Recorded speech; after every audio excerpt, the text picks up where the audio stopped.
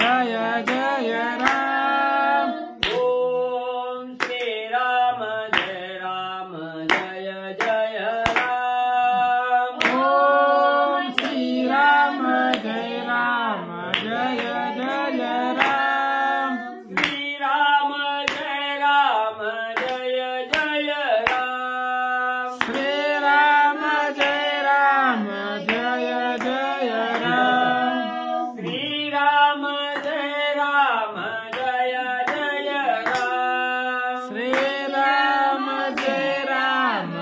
जय राम। ओम श्री राम जय जय राम।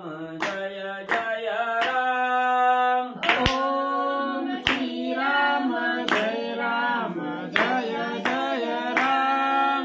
ओम श्री राम जय जय राम। ओम श्री राम जय जय राम। श्री राम जय जय राम। श्री राम जय जय राम। श्री राम जय जय राम। श्री राम जय जय राम।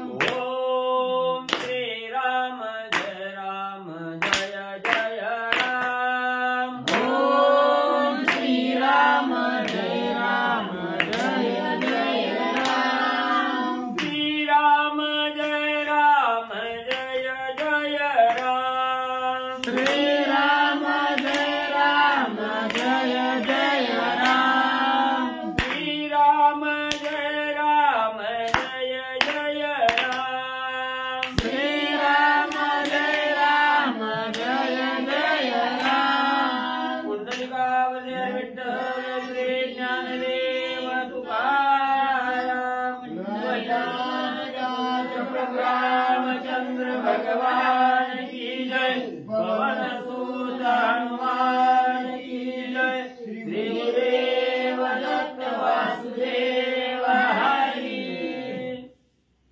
श्री गणेश श्री सरस्वती वक्रतुंड महाकार्य सूर्यकोटि समप्रभा निर्विघ्नं कुरु मे देवं सर्व कार्येषु सर्वदा।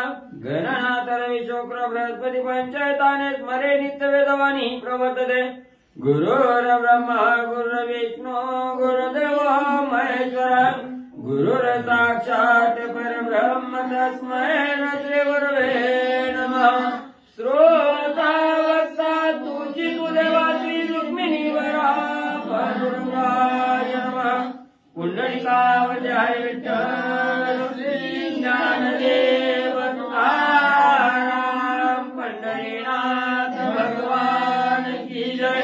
राजाधिराज प्रभु रामचंद्र भगवान की जय। पवन सुत हनुमान की जय।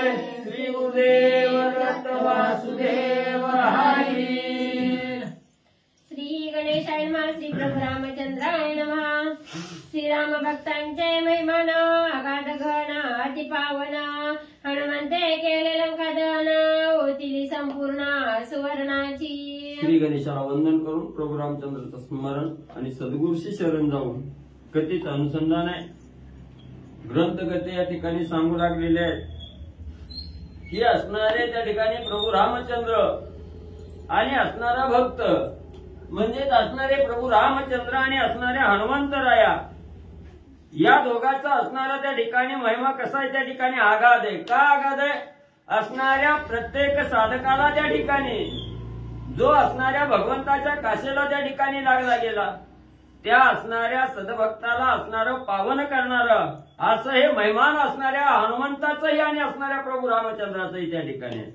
म्हणून असणारं त्या ठिकाणी कथा सांगत असताना म्हणजे लंकेच्या ठिकाणी असणाऱ्या हनुमंतरायांनी त्या ठिकाणी लंकेची होळी केली. लंका दहन त्या ठिकाणी केली. मग दहन म्हणजे असणारं जाळल्यानंतर म्हणजे त्या ठिकाणी कुठलीही वस्तू जाळल्यानंतर काय होतं त्याचं असणारी राख होते किंवा असणारा म्हणजे काळा कोळसा त्या ठिकाणी होतो. मग म्हणजे असणारा त्या ठिकाणी ही लंका हनुमंतरायांनी जाळली गेली. रामभक्ताकडून त्या ठिकाणी लंकेचं दहन त्या ठिकाणी केलं, पण त्या लंकेचं कोळसं नव्हता त्या ठिकाणी. ही संपूर्ण लंका त्या ठिकाणी सुवर्णमय दिसली गेली. असणाऱ्या लंकेमध्ये असणाऱ्या त्या ठिकाणी सोन्याचं पाणी सगळीकडे त्या ठिकाणी झालं. सोनेरी लंका त्या ठिकाणी दिसू लागली. याचा असणारा कथानक सांगू लागले.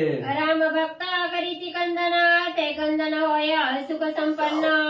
ऐसे भक्तीचे महिमान, कृपा संपूर्ण रामाची. मग त्या ठिकाणी असणारे रामभक्त जे निश्चिम भगवंताचे असणारे भक्त त्या ठिकाणी असतात आणि त्या असणाऱ्या भक्तांनी म्हणजे प्रत्येक केलेल्या कार्य त्या ठिकाणी वायफळ जात नाही किंवा वाईट कार्य त्या असणाऱ्या भक्ताच्या हातून म्हणजे त्या ठिकाणी होत नाही.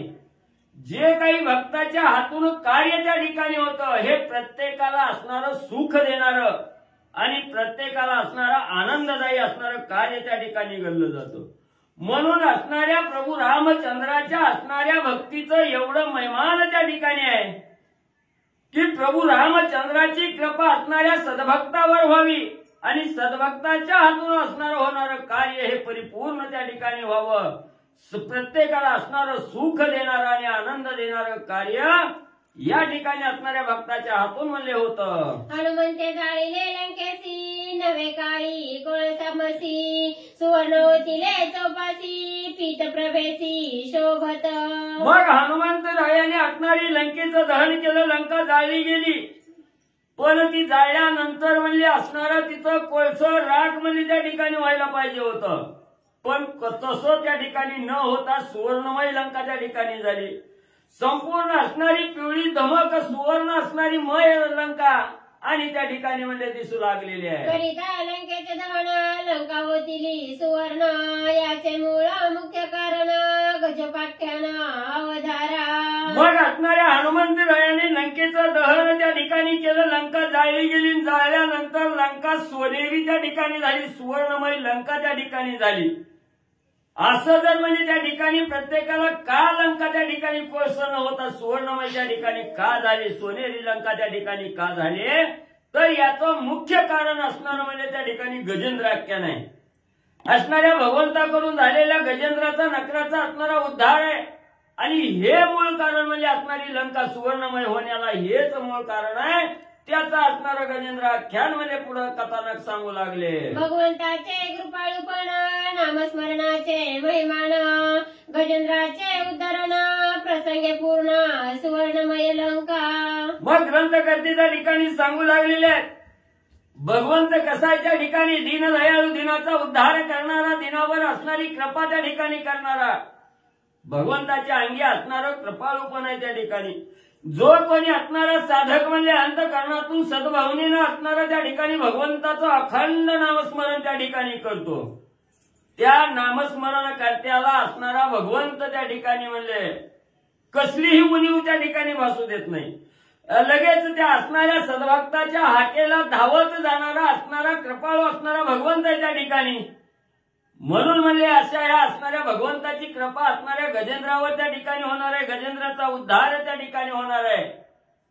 ही कशामुळे सांगण्याची एक असणारी म्हणजे त्या ठिकाणी गत आली, तर ही सुवर्ण्याची लंका त्या ठिकाणी का झाली याच्या असणाऱ्या प्रसंगानुसार म्हणजे असणाऱ्या गजेंद्राचा उद्धार भगवंतांनी कसा केला त्याचं कथानक म्हणजे पुढे सांगू लागले. चालता कथा रामायण, त्या माझी गजेंद्रोद्धरण.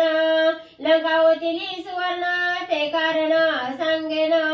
मग हे असणारं म्हणजे एकनाथ महाराज करत असणारं जे भावार्थ रामायण आहे, हे सुंदर असणाऱ्या भक्ताला ह्या भवरूपी सागरातून तारून जात असताना आनंद देणारा, मोक्षाचा मार्ग प्राप्त करून देणारी ही असणारी म्हणजे रामायण कथा आहे. आणि एवढ्या श्रेष्ठ कथेमध्ये असणाऱ्या गजेंद्राचा आख्यान त्या ठिकाणी आलेला आहे. गजेंद्राचा उद्धार भगवंत त्या ठिकाणी करणार आहे. त्याच वेळेस असणारी लंका ही असणारी सोन्याची त्या ठिकाणी झालेली आहे. हे प्रसंगानुसार असणारी कथा त्या ठिकाणी आलेली आहे. ही सोन्याची लंका का झाली याला अनुसरून जो प्रसंग आहे तो प्रसंग म्हणजे पुढे सांगतोय का. जो योगियांचा योगाग्रणी, जो ब्रह्मचर्य शिरोमणी, जो ज्ञानियांचा मुकुटमणी, तो श्री शुकमुनी सांगत. मग ही असणारी कथा म्हणजे त्या ठिकाणी कोण सांगतो, असणाऱ्या प्रत्येक योग्याचा असणारा प्राण आहे त्या ठिकाणी. योग असणाऱ्या योग मुनीमध्ये असणारे श्रेष्ठ त्या ठिकाणी ब्रह्मचर्य व्रतामध्ये असणारे श्रेष्ठ शिरोमणी आहे. जे असणाऱ्या ज्ञानामध्ये अतिशय श्रेष्ठ आहे, ज्ञानाचा मुकुटमणी असणारे जे मुनी आहेत त्या ठिकाणी ते शुक मुनी आहेत. आणि हे शुक मुनीच्या असणाऱ्या मुखातून ही गजेंद्राख्यानाची कथा त्या ठिकाणी मला सांगू लागलेली आहे. जो का वैराग्याचा निधी ज्ञान विज्ञानाचा उदधी, जो का सद्बुद्धीची बुद्धी तो शुक त्रिशुद्धी बोलत. मग ज्यांच्याजवळ अखंड वैराग्य आहे, वैराग्याचा असणारा सागर आहे त्या ठिकाणी, किंवा वैराग्य रूपी असणारं धन ज्याच्याजवळ आहे, किंवा म्हणजे असणारा अभ्यासानं जे ज्ञान त्या ठिकाणी प्राप्त होतं ते ज्ञान आणि असणारा विज्ञानाचा असणारा सागर आहे म्हणजे त्याच्याजवळ, ज्याच्या अंगी असणारी सद्बुद्धी आहे त्या ठिकाणी ते असणारे आणि असणारे शुकमुनी ही गजेंद्राख्यानाची कथा म्हणजे सांगू लागलेली आहे. जो पांडव कुळी कुळदीपक, कौरव कुळी कुळनायक, श्रोता परीक्षिती चतोदक, श्रवण चातक कथार्थी. मग म्हणजे जो असणाऱ्या पांडव कुळामध्ये असणाऱ्या पांडव कुळाचा असणारा दीपक आहे, किंवा असणाऱ्या म्हणजे त्या ठिकाणी कौरव कुळामध्ये असणाऱ्या कुळाचा श्रेष्ठ नायक आहे त्या ठिकाणी, ज्यानं म्हणजे असणारं पाणीही त्या ठिकाणी वर्ज्य केलं, पाणीही असणारं पिण्याचं त्या ठिकाणी सोडलं गेलं, तोही असणारी कथा ऐकण्यासाठी असणारे म्हणजे असणारे भगवंत म्हणजे त्या ठिकाणी आहेत. त्या परीक्षिती कारण गजेंद्राचे उद्धरण, श्री शुक सांगे आपण वसती स्थान गजांचे. मग ज्यांनी म्हणजे असणाऱ्या त्या ठिकाणी पाणी पिणंही त्यागलं गेलं असे असणारे परीक्षित असणारे महाराज आहेत त्या ठिकाणी, त्यांना म्हणजे ही कथा त्या ठिकाणी सांगू लागलेली आहे. शुक मुनी सांगतायत परीक्षित राजा त्या ठिकाणी कथेचं श्रवण त्या ठिकाणी करीत आहेत, आणि ही असणारी गजेंद्राचा उद्धार असणाऱ्या भगवंतांनी त्या ठिकाणी केलेला आहे. ही कथा म्हणजे त्या ठिकाणी असणाऱ्या गजेंद्राचं ठिकाण त्या ठिकाणी कुठं आहे, कुठं असणारा त्या ठिकाणी गजेंद्र राहतो हे असणारे शुकमुनीच्या मुखातून आणि परीक्षित राजा त्या ठिकाणी म्हणजे श्रवण करू लागलेले आहेत. त्रिकुटनामा गिरीवर योजने आयुध 10 सहस्र, गंडकी पासोने क्षीरसागर एवढा थोर पर्वत. मग असणारा एक म्हणजे त्या ठिकाणी गंडकी नावाचा पर्वत आहे. गंडकी नदी आहे. मग म्हणजे असणाऱ्या त्रिकुट नावाचा असणारा पर्वत आहे त्या ठिकाणी, आणि गंडकी नावाची असणारी नदी आहे. पुन्हा घ्या होय. त्रिकुटनामा गिरीवर योजने आयुध 10 सहस्र, गंडकी पासोने क्षीरसागर एवढा थोर पर्वत. मग असणारा म्हणजे त्रिकुट नावाचा असणारा पर्वत आहे त्या ठिकाणी 10,000 म्हणजे असणारा त्या ठिकाणी कोस का 10,000 कोस असणारी लांबी म्हणजे त्या असणाऱ्या पर्वताची आहे, आणि तो असणारा म्हणजे क्षीरसागराच्या समुद्रापासून गंडकीपासून म्हणजे त्या गंडकीपासून असणाऱ्या क्षीरसागरापर्यंत म्हणजे त्या ठिकाणी विस्तार आहे. एवढा भला मोठा असणारा त्रिकुट नावाचा पर्वत आहे. जितुका पृथ्वीवरील विस्तार तितुका उंच 10 सहस्र, त्रिकुटनामा त्रिशिखर गिरीवर शोभत. जेवढा असणारा म्हणजे पृथ्वीवर असणारा लांबीला त्या ठिकाणी पसरलेला 10,000 असणारा कोस आहे त्या ठिकाणी, तेवढाच उंचीला म्हणजे त्या ठिकाणी असणारा हा त्रिकुट नावाचा असणारा शिखर आहे त्या ठिकाणी. या पृथ्वी तलावर अतिशय शोभा देणारा शोभायमान असणारा हा त्रिकुट पर्वत आणि त्या ठिकाणी म्हणजे आहे. नाना रत्नांची या खाणी, नाना धातूची आभरणी, निर्मळ जळांची या श्रेणी, सरे पुष्करणी तेने भरती. मग त्या असणाऱ्या पर्वतावर म्हणजे अनेक प्रकारच्या रत्नाच्या खाणी आहेत त्या ठिकाणी, नाना प्रकारच्या असणारी धातू आहेत, निर्मळ असणाऱ्या त्या ठिकाणी म्हणजे पाणी आहे त्या ठिकाणी, सरोवर आहे, पाण्याची असणारी सरोवर आहेत, असणाऱ्या त्या ठिकाणी फुलानं फळानं म्हणजे त्या ठिकाणी लकललेली असणारे वृक्ष त्या ठिकाणी आहेत, असणारे त्या ठिकाणी एवढं सरोवर म्हणजे सुशोभित आणि त्या असणाऱ्या म्हणजे त्रिकुट पर्वतावर आणि म्हणजे आहे. पर्वताच्या निज महिमान नानावर्णी विराजमान, श्वेत श्याम सुवर्ण वर्ण शोभा संपूर्ण गिरीवरा. मग या असणाऱ्या पर्वतावर म्हणजे असणारे नाना प्रकारचे असणाऱ्या त्या ठिकाणी म्हणजे वृक्ष आहेत. काही असणारी पांढऱ्या फुलाची झाडं आहेत, पिवळ्या फुलाची झाडं आहेत. पूर्ण असणाऱ्या पर्वताला सुवर्णमय असणारी शोभा आणि त्या ठिकाणी म्हणजे आहे. वृक्षवल्ली लता द्रुम सिंह व्याघ्रादी पशुप्लवंगम नाना जातीचे विहंगम ऋषी आश्रम सिद्धांचे. मग त्याच असणाऱ्या त्रिकुट पर्वतावर म्हणजे नाना प्रकारचे असणारे वृक्ष आहेत, लता वेली आहेत त्या ठिकाणी.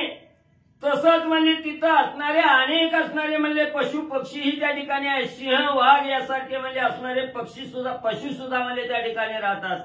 वानर मंडळी सुद्धा त्या ठिकाणी आहे.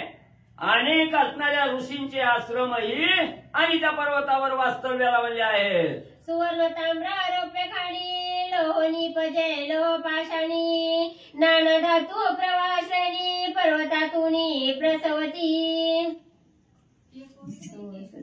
निर्मळ जल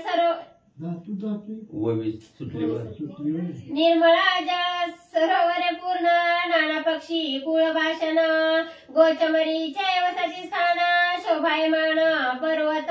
मग एवढंच नाही, असणारं शुद्ध पाण्याचं असणारं सरोवर म्हणजे त्या ठिकाणी आहे. नाना प्रकारचे असणारे पक्षी म्हणजे त्या ठिकाणी विहंगम करू लागलेले आहेत, फिरू लागलेले आहेत. वनामध्ये असणाऱ्या त्या ठिकाणी वनचरी असणाऱ्या वनातल्या गायीही त्या ठिकाणी वास्तव्याला आहेत.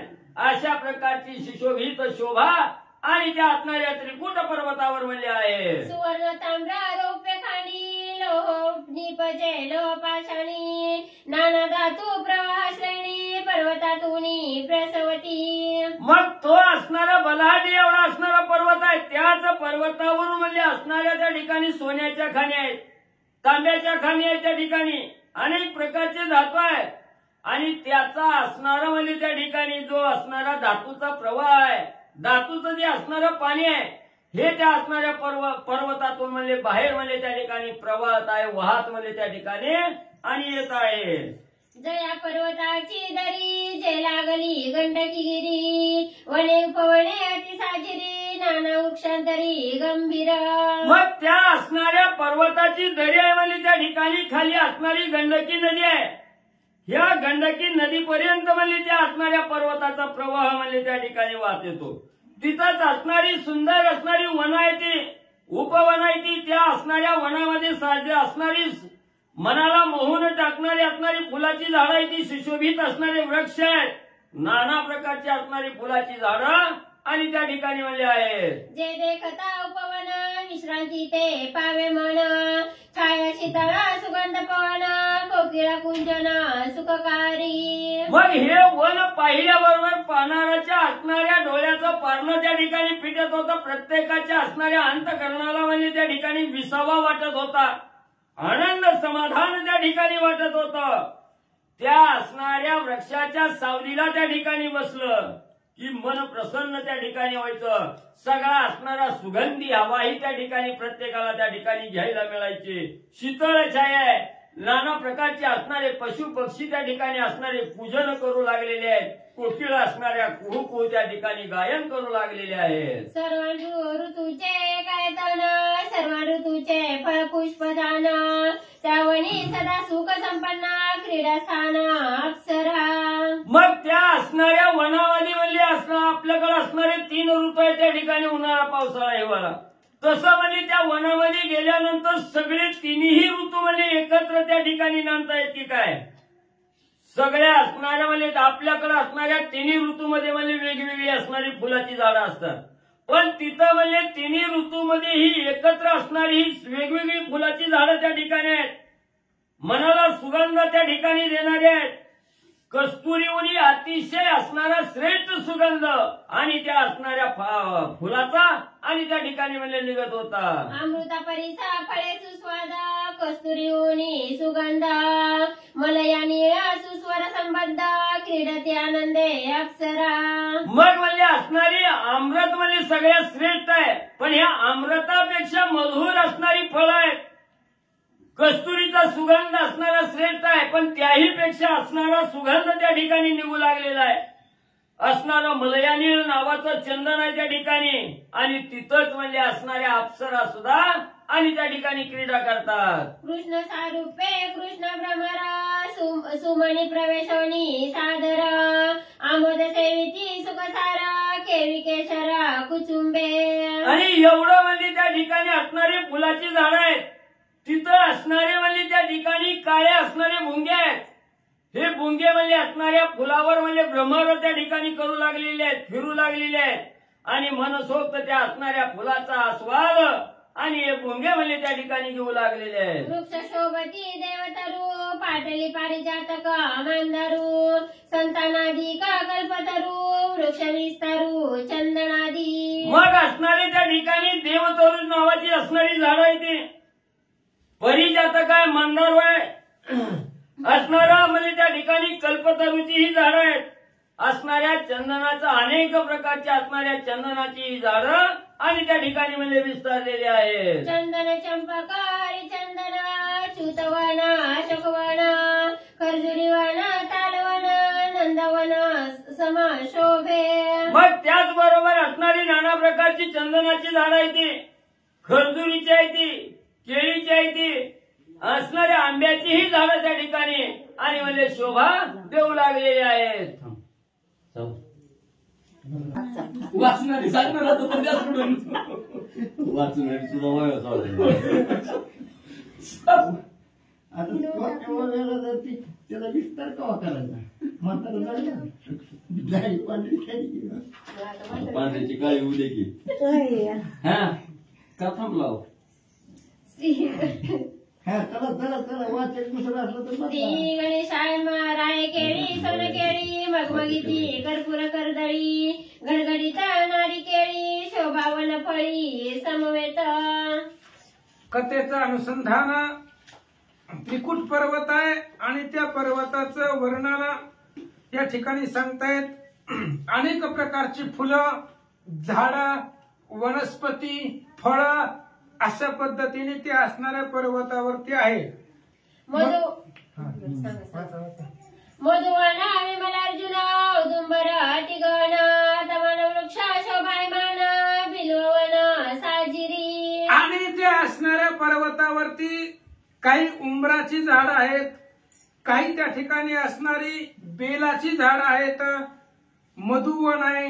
अशा पद्धतीची अनेक प्रकारची वन मोठमोठाली झाडांनी फुलांनी फळांनी तो पर्वत शोभिवंत दिसू लागला. द्राक्ष मंडप शोभायमान जांभुळी वृक्ष एक समान इक्षुदंड श्वेत कृष्ण रस उलन स्रवत पै. आणि त्याच पर्वतावरती पुन्हा त्या ठिकाणी असणारा द्राक्षांची बाग आहेत, फळं आहेत. द्राक्षाचा मंडप टाकला की काय अशा प्रकारची अद्भुत फळं त्या असणाऱ्या पर्वतावरती आहेत. पुन्हा जांभळाचं झाड आहे, पुन्हा उसाचा असणारा रस उसाची झाड आहेत, उस आहेत, त्याच्यापासून असणारा रस पिऊ लागलेला आहे. अशा प्रकारचं वर्णन सांगू लागले. कंटकहीना बदरी रसाळी आवळी वृक्ष राय आवळी फणस मगमगीती फळी मधुक वृक्षातळी फळ शोभा. आणि पुन्हा त्या ठिकाणी असणारी अनेक प्रकारची झाडं फळं आहेत. आवळ्याची त्या ठिकाणी असणारी झाडं आहेत, फणस आहेत. अत्यंत सुस्वाद असणारा तो फणस मगमगीत सुंदर सुस्वाद अशा प्रकारचा तो फणस आहे. अशा पद्धतीने सांगतात. पिचुमंद सुशीतल सकळ व्याधी निरसी सबळ गुगुळ वृक्ष सवन सरळ वट पिंपळ पलाश. पलाशाचं झाड आहे, वडाचं झाड आहे, पिंपळाचं झाड आहे. हा निंबोणी नारिंगी पोफळी राय निंबोणीच्या हारी विशाळी कपित्थवनाची नवाळी वर्तुळ फळी परिपक्व. आणि असणारी सगळी झाडं काही लिंबाची झाडं आहेत, काही नारंगी पोफळे आहेत, काही त्या ठिकाणी असणारी अनेक प्रकारची झाडं आहेत. अत्यंत वर्तुळाच्या आकाराची ती झाडं पर्वतावरती दिसू लागली. कोरांटे जेवी का कोविदारा वृक्ष वटावूनी थोर श्वेतपीता पुष्पी सुंदर आणि बीजपूर मातुलुंगे. आणि अशा प्रकारची असणारी झाडं अत्यंत उंच आणि भव्य दिव्य वडाचं झाड जशा पद्धतीने असतं आकाराने त्या पद्धतीने असणारी झाडं वडाच्या झाडापेक्षा मोठमोठाली झाडं, आकाराने मोठी, उंचीने मोठी, अशा प्रकारची, मग काही पांढरी काही पिवळी, अशा पद्धतीने पर्वतावरती दिसू लागले. सुरभी वृक्ष देवदार भल्लात की वृक्ष विस्तार इंगुदी वृक्ष अपार फळ संभार बहुपुष्पी. आणि अनेक प्रकारचे फुलं त्या असणाऱ्या झाडावर, त्या पर्वतावरती फुलं, वेगवेगळ्या फुलांची झाडं होती. काही त्या ठिकाणी असणाऱ्या बिब्याचं झाड आहे, हिंगणाची काही त्या ठिकाणी झाड आहेत. अशा पद्धतीची अनेक झाडं त्या पर्वतावरती दिसू लागले. ऐसी या वृक्षांची जाती असंख्यात नेनो किती तेने शोभा पर्वती ऋषी वसती मुनी सिद्ध. अशा पद्धतीने वृक्षांच्या जाती आहेत, वेगवेगळ्या जातीची झाडं त्या पर्वतावरती आहेत, असंख्यात आहेत, वर्णन करता येत नाही, थोडक्यात सांगितली एवढी आहेत. आणि त्या झाडांमुळं ते पर्वताला अत्यंत शोभा दिसू लागलेली आहे.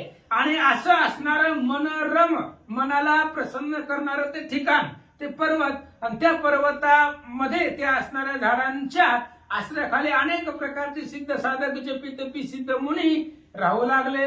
त्या गिरिकंदराचे ठाई एका गादा सरोवर पाही तेथीच्या जळा मर्यादा नाही पूर्णत्व ठाई परिपूर्ण. आणि त्याच असणाऱ्या पर्वतावर गिरिकंदर, त्या ठिकाणी त्याच्या जवळ एक भव्य आणि दिव्य आघाड मोठं असणारं एक सरोवर होतं.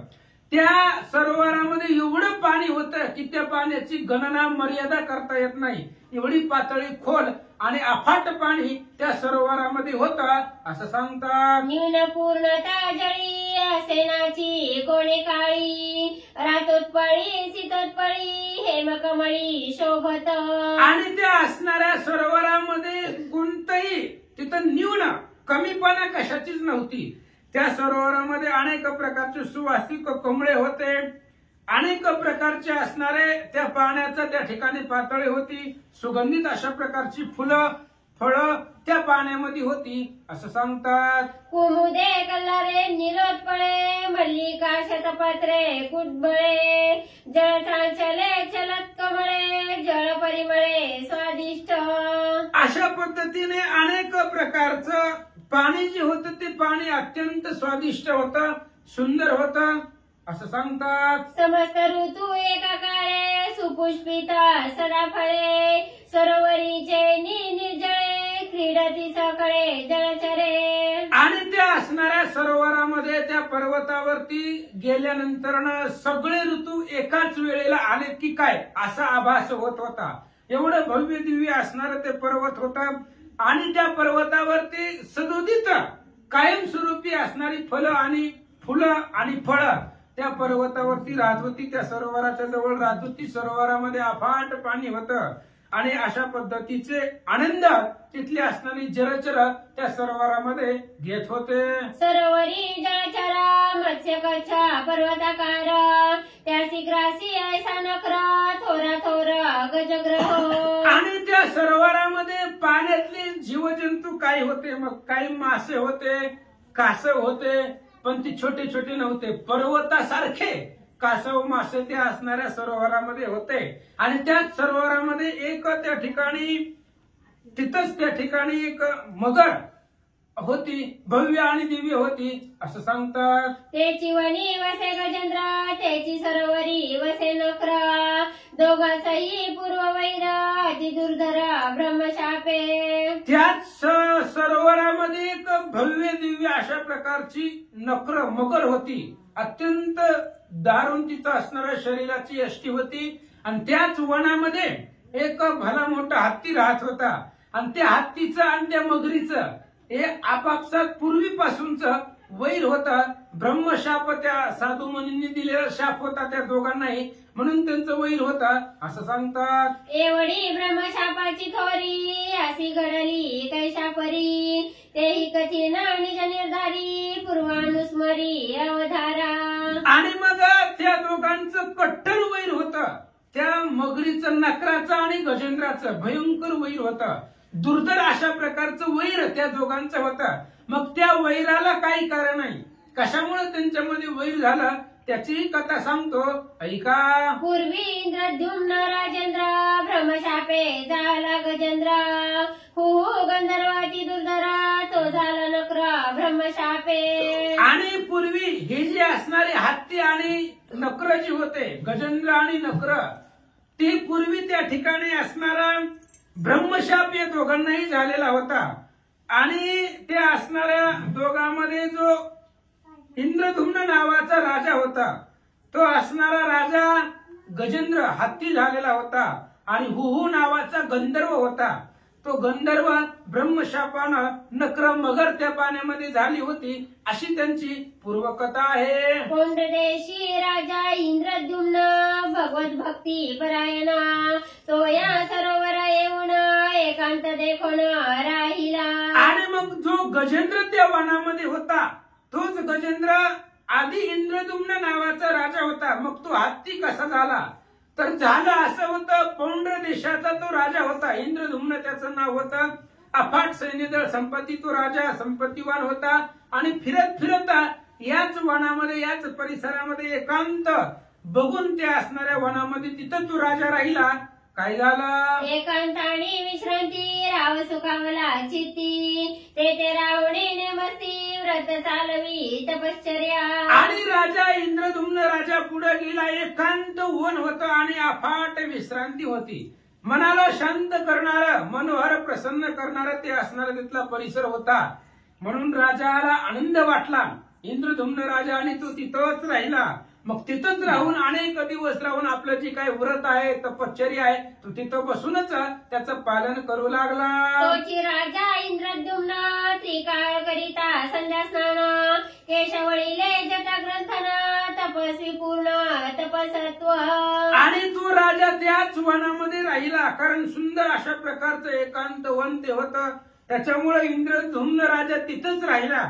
तिथंच राहून तिन्ही काळाला सकाळ संध्याकाळ दुपार अशा प्रकारचे आपले त्रिकाळ संध्या स्नान वगैरे करत होता. आपले नियम व्रत तपश्चर्या करत होता. त्याच्यामुळं केस त्याचे वाळून गेलेल्या होत्या. केसांच्या जटा त्या ठिकाणी वाढलेल्या होता. पूर्ण तपस्वी साधू मुनी असावा तसा तो इंद्रद्युम्न राजा दिसू लागला. तो एकेकाळी इंद्रद्युम्न आराधना काळ लक्षण. ते सरोवर दकी करोणी स्नान घालोणी आसना बैसला. आणि एक दिवस असं झालं, तोच इंद्रद्युम्न नावाचा राजा आपलं त्याच सरोवरामध्ये स्नान केलं आणि आपापली तपश्चर्या व्रत नियम चालवण्यासाठी सरोवराच्या बाहेर आला. एकांत ठिकाणी पाहिला, आसन घातलं आणि बसला. त्याची काळी अगस्ती मुनी आला शिष्यसी परिवारुणी. रायाभ्युत्थान न करोणी बैसला आसनी ध्यानस्थ. आणि तेच वेळेला तिथं अगस्ती महाराज आले, अगस्ती ऋषी आले. राजा बसला होता, आसन घातलेलं होतं इंद्रद्युम्न राजानं. पण अगस्ती मुनी आल्यानंतर राजानं आपलं आसन सोडलं नाही. जो साधू मुनी आलेला आहे त्यांना नमस्कार केला नाही, उठून उभा राहिला नाही, काय सुद्धा नाही. आपलं आसन अचळ ठेवलं, राहिलं, तसाच बसला. त्यावेळेस काय झालं, ऋषी येता देखोणी रावे सांडीला उपेक्षणी. नाही न म्हणा अभ्युत्थानी बैसला ध्यानी ध्यानस्थ. आणि ऋषी येत असताना पाहिलं, त्यानं बघितलं नाही असं नाही. इंद्रद्युम्न राजानं पाहिलं होतं की साधू मुनी अगस्ती महाराज येत असताना त्यानं बघितलं, पण काहीच प्रतिक्रिया नाही.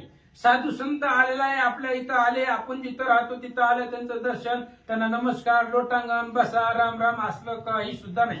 काहीच केलं नाही त्या राजानं. आपलं जे ऋषी येता देखोनी रावे सांडीला उपेक्षणी. नाही न म्हणा अभ्युत्थानी बैसला ध्यानी ध्यानस्थ. आणि ऋषीला येत असताना पाहिलं, अगस्ती ऋषीनं येताना पाहिलं त्या राजानं. पण पाहिल्यानंतर सुद्धा राजानं उपेक्षा केली, त्यांना नमस्कार केला नाही, लोटांगण घातलं नाही, बसण्यासाठी आसन दिलं नाही. त्याच्या ध्यानामध्ये तपश्चर्यामध्ये तो इंद्रद्युम्न आपलं आसन घालून बसलेला होता. काय झालं, साधू सर्वांगी चैतन्य घन त्यासी न भजता धरी ध्यान. ते ध्यान नव्हे परम विघ्न दपतन ध्यान गर्वे. आणि मग राजाकडे गर्व होता, साधू आलेला आहे आणि साधूचं अंतकरण सर्वांगानं परिपूर्ण चैतन्य घन असतं असे असणारे साधू संत, आणि ह्या साधूंची उपेक्षा करून जो ध्यान करतो, कोणाचंही करत असेल, कोणत्या देवताचं कोणाचं, पण साधू संतांची उपेक्षा करून त्याचा अवमान करून जो ध्यान करतो ते ध्यान नाही, ते विघ्न आहे. त्या साधकासाठी ते विघ्न आहे. आणि तो त्याच ध्यानाच्या गर्वानं ध्यान जरी केलं तरी तो अधपतनाला जातो, नरकाला जातो, असं नाथ महाराज सांगतात. ध्यान गर्व ज्याचे ठाई, ज्ञान गर्वे जो उताना पाही, विद्या गर्वी मुसमुसी देही, तो नर पाही अदप्पाती. आणि ग्रंथकर्ते या ठिकाणी सांगतायत, गर्व कोणताही गर्व असू द्या, तिळ मात्र जरी होय अभिमान, मेरू तो समान भारदेवा. मग ते असणाऱ्या राजाला ध्यान गर्व होता, पण ती राजाची इथं कथा नाही. ज्या ध्यान गर्व ज्याच्या ठाई, कुणालाही असू द्या, ज्याला ध्यानाचा गर्व आहे, ज्याला ज्ञानाचा गर्व आहे, ज्याला विद्येचा गर्व आहे, कशाचाही गर्व असू द्या, ज्याच्याकडे गर्व आहे तो अधपतनाला जातो, असं नाथ महाराज सांगतात. साधू सच्चिदानंद व्यक्ती, ध्यानी काल्पनिक मूर्ती, साधूपेक्षा ध्यानप्रती, ते अदप्पाती ध्यान गर्वे. आणि साधू संत हे सतचित आनंद आहे, सदोदित त्यांच्यापासून आनंदच भेटतो. आणि मूर्तिमंत अगस्त्य ऋषी आलेले होते, आणि आपण ज्याचं ध्यान करतोय ती मूर्ती काल्पनिक असते, मनामध्ये फक्त कल्पना केलेली असते. आपण ज्याचं ध्यान करतोय त्याची फक्त कल्पना मनामध्ये केलेली असते, पण जो प्रत्यक्ष मूर्ती रूपाने आलेला साधू होता त्याची उपेक्षा त्यानं केली, अशा ध्यानाला अधपतनाला जातात, असं सांगतात. उपेक्षोणी साधू सज्जन, जो साक्षेपे आदरी ध्यान, ध्यान नव्हे ते नागवण, आपण नाडिले. आणि ग्रंथकर्ते सांगतायत, अशा प्रकारचे साधू संत भगवंताचे भक्त यांची उपेक्षा करून किती जरी आदरानं निष्ठेनं भक्तीनं जरी ध्यान केलं तरी ते ध्यान नाही, ते स्वतःला नागवं नाही, तो अधपतनाला जाण्याचं लक्षण आहे. स्वतःच स्वतःला नाडलं, त्रास दिला. कधी? अशा साधू संतांची उपेक्षा करून जो ध्यान करतो तो ध्यान नसून अधपतनाला जाण्याचं लक्षण आहे, असं नाथ महाराज बोलतात. ध्यान ब्राह्मणी नाही ब्रह्मभाव, भूती नाही भगवत भाव, त्याचे ध्यान चित्तावाव, आला पाव ध्यान गर्वे. ध्यान करत असताना, तपश्चर्या करत असताना भाव, भगवंतावरती भाव असायला पाहिजे, ब्राह्मणावरती भाव असायला पाहिजे. कारण जे जे बेटेचे भूत तेथे मानेचे भगवंत, अशा पद्धतीने चर आचाराला प्रत्येकाच्या ठिकाणी सद्भाव असायला पाहिजे. असा जर भाव असेल तरच त्याच्या ध्यानाला योग्य प्रकारे किंमत आहे, नाहीतर ते सगळं व्यर्थ आहे, लथिक आहे, अधपतनाला जाण्याचा गर्व आहे, उपाय आहे, अशा पद्धतीने सांगतात. या श्री गणेश श्री सरस्वती श्री प्रभु रामचंद्राय नमः. ब्राह्मणी नाही ब्रह्मत्व भक्ती न भगवत भाव सर्वानुभूती, रायाची कोटी ध्यानांती ती अगहती क्वापलाय. गणेश गणपतीला वंदन करून प्रभू रामचंद्राचं स्मरण आणि सद्गुरूला शरण जाऊन कथेचं अनुसंधान. कितीही ज्ञान झालं आणि कितीही विद्या संपन्न झाली आणि अहंकार जर चढला गेला आणि अहंकाराच्या मदामध्ये जर त्या ठिकाणी कुणालाही त्या ठिकाणी दृष्टिक्षेपात घेतलं नाही किंवा त्या ठिकाणी त्याला असणारा मान दिला नाही, तर तो जी साधना करतो साधक ती निरर्थक आहे म्हणून सांगितलं. ही तर अवस्था अशी झाली. सुरुवातीच्या 4-5 ओव्याला राजा कसा होता? धर्मपरायण होता, ज्ञान संपन्न होता, त्रिकाळ असणारं स्नान संध्या करीत होता. आपण आठवड्यातनं कधी कधी सवड नसल्यावर 1 बार करतो, ती दिवसातनं आम्ही 3दा करीत होतो आंघोळ. एवढं सुचिरभूत होतं. आणि त्या ठिकाणी म्हणून असणारा इतका सर्व नियमबाज करीत असताना पण एवढा जरी केला आणि इतका जरी ज्ञानी झाला आणि साधू जर पुढून आला तर नतमस्तक व्हायलाच पाहिजे. आणि मग असणाऱ्या साधूला जर तुम्ही शरण नाही गेलाव, नम्र नाही झालाव, तर तुमची असणारी साधना निरर्थक होते. ती अवस्था राजा इंद्रद्युम्नाची बनली गेली. राजानं बघितलंय अगस्त्य ऋषी आपल्या शिष्याच्या मेळ्यासाठी येऊ लागलेले आहेत, तरी पण त्या ठिकाणी आणि बघून त्या ठिकाणी ऋषींचा विचार न करता ध्यानस्थ झाला. आणि ध्यानस्थ झाल्यामुळं ऋषी जवळ आले.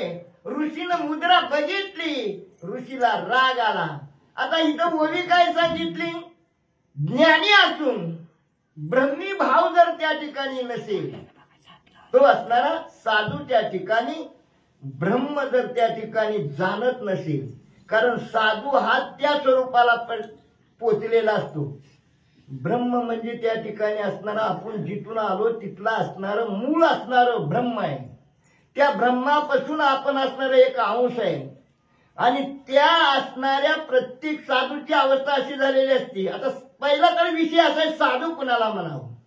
ज्यांनी सहाला धुवून टाकलं, काम क्रोध मद मत्सर दंभ आणि अहंकार यांना असणारं बाहेर हाकडून दिलं, त्याने अंतःकरण शुद्धी केली, धुवून काढलेलं आहे त्याने त्या ठिकाणी. म्हणून त्या ठिकाणी त्याला साधू म्हटलं जातं. आणि तो असणारा ब्रह्म्याशी ऐक्य केलेला असतो. जे जे दिसे भूत ते मानी जे भगवंत, पूजा ध्यान जप त्याशी नाही माऊलीनं खंडन करून टाकलंय. पूजा बी करू नका, ध्यान बी करू नका, काहीच करू नका, पंढरपूरला बी जाऊ नका, पण दृष्टी सम्यक बनली पाहिजे. म्हणून साधूची वृत्ती तशी बनलेली आहे. अशा साधूला जर तुम्ही नम्र नाही झाला, तर त्या ठिकाणी असणारा तुम्हाला असणार तो इतकी बी साधना केली तरी तुम्हाला नरकाला जावं लागतं. ही अवस्था त्या ठिकाणी. आणि भगवत भाव प्रत्येक भूतामध्ये, भूत म्हणजे जेवढे जीव मात्र आहे त्या असणाऱ्या प्रत्येक जीव मात्रामध्ये भगवंताला बघावं असा असणारा भाव ज्याच्या ठिकाणी ते ज्ञान जे असणार आणि मग संपन्न झाला तरच तो त्या ठिकाणी. आणि प्रत्येक असणाऱ्या साधू त्या वेळेला करू शकत नाही. राजा इथं हुकला आणि चुकलिया वर्म फेरा पडे आणि ऋषीला राग आला. ऋषीनं दारुण शाप दिला. राजा सावधान भगवत ज्ञानी, परिउपेक्षा साधू सज्जनी, परम विघ्न ध्यानस्थानी देखणी मोने कोपला. राजा असणारा भगवत भजनामध्ये ध्यान करण्यामध्ये असणारा निमग्न झालेला होता. दुसरा मनाच्या ठिकाणी कसलाही विचार येऊ देत नव्हता. मन चंचल आहे. ध्यानधारणा करायला बसलं, मन जर एकाग्र नसेल तर त्या साधनेला किंमत राहत नाही. माळ फिरती जप करता आणि मन गेलं कुंकण, मुंबईला गेलं, दिल्लीला गेलं, भूतकाळात गेलं, लहानपणापासून म्हातारपणापर्यंत काय काय झालं हे सगळं हुडकीत बसलं. त्या माळ फिरण्याला काही किंमत आहे का? नाही. पण राजा सावध होता. एक मन बुद्धी चित्त एकाग्र करून भगवंताचं भजन करीत होता. पण साधूला ओळखलं नाही, साधूचा अवमान केला आणि म्हणून अगस्त्य ऋषीला राग आला. रागानं त्या ठिकाणी ऋषीनं असणारा दारुण शाप दिला. रायाचा जडे ध्यानाभिमाना, भगवत प्राप्ती पावे पूर्ण, ऐशी कृपानुलक्षण शाप वचन देताशा. ऋषीनं शाप दिला. ऋषी साधारण नसतात. ऋषीने सर्व संपन्न असणार अनुभवजन्य ज्ञानाचं असणारं अनुकरण केलेलं असतं. ऋषीने शाप दिला. पण राजाने काय काय केलं, किती याच्याजवळ सुकृत आहे, किती पुण्य आहे, सगळं जाणितलेलं होतं. ऋषीने शाप दिला, पण शापाच्या माध्यमातून भगवंताची भेट घडावी असा शाप दिला त्या ठिकाणी असणार. आणि म्हणून त्या ठिकाणी असणारा हेनं जरी असणारा आपला निमित्त असणारा की बाबा मला मानलं नाही, मला त्या ठिकाणी असणारा नमस्कार केला नाही, एवढंच निमित्त होतं. आणि क्रोध त्या ठिकाणी निर्माण केला. आणि ह्या असणाऱ्या पण राजाचं सुकृतच तेवढं भरलेलं होतं. आणि म्हणून त्या शापाचा असणारा शाप दिला गेला की त्या शापाच्या निमित्तानं भगवंताची याने भेट घडणार असं असणार साधूनं आणि उपकार केला. परम कृपाळू अगस्ती, शापवदला कृपामूर्ती, साधू सज्जनी गर्वन्मत्ती गजत्व प्राप्ती पावसी. परम कृपाळू माऊलीने अर्ध्या तुकड्यात काय बोलतात आणि अर्ध्या तुकड्यात काय बोलतात. रामायण दिसतं तितकं सोपं नाही त्या ठिकाणी. अर्ध्या तुकड्यात म्हणतात परम कृपाळू असणारे अगस्त्य ऋषी आहेत. मग एवढे कृपाळू असताना राग का उत्पन्न झाला आणि का शाप दिला असा प्रश्न उद्भवतो त्या ठिकाणी. आणि एवढं असणारं कृपाळू असणारं दयाळू असणारा दयाळू माणसाला कृपाळू माणसाला राग कधी उद्भवत नाही त्या ठिकाणी. हे तर त्या ठिकाणी सत्य आहे. मग इथं राग का आणला त्याने त्या ठिकाणी असणारा.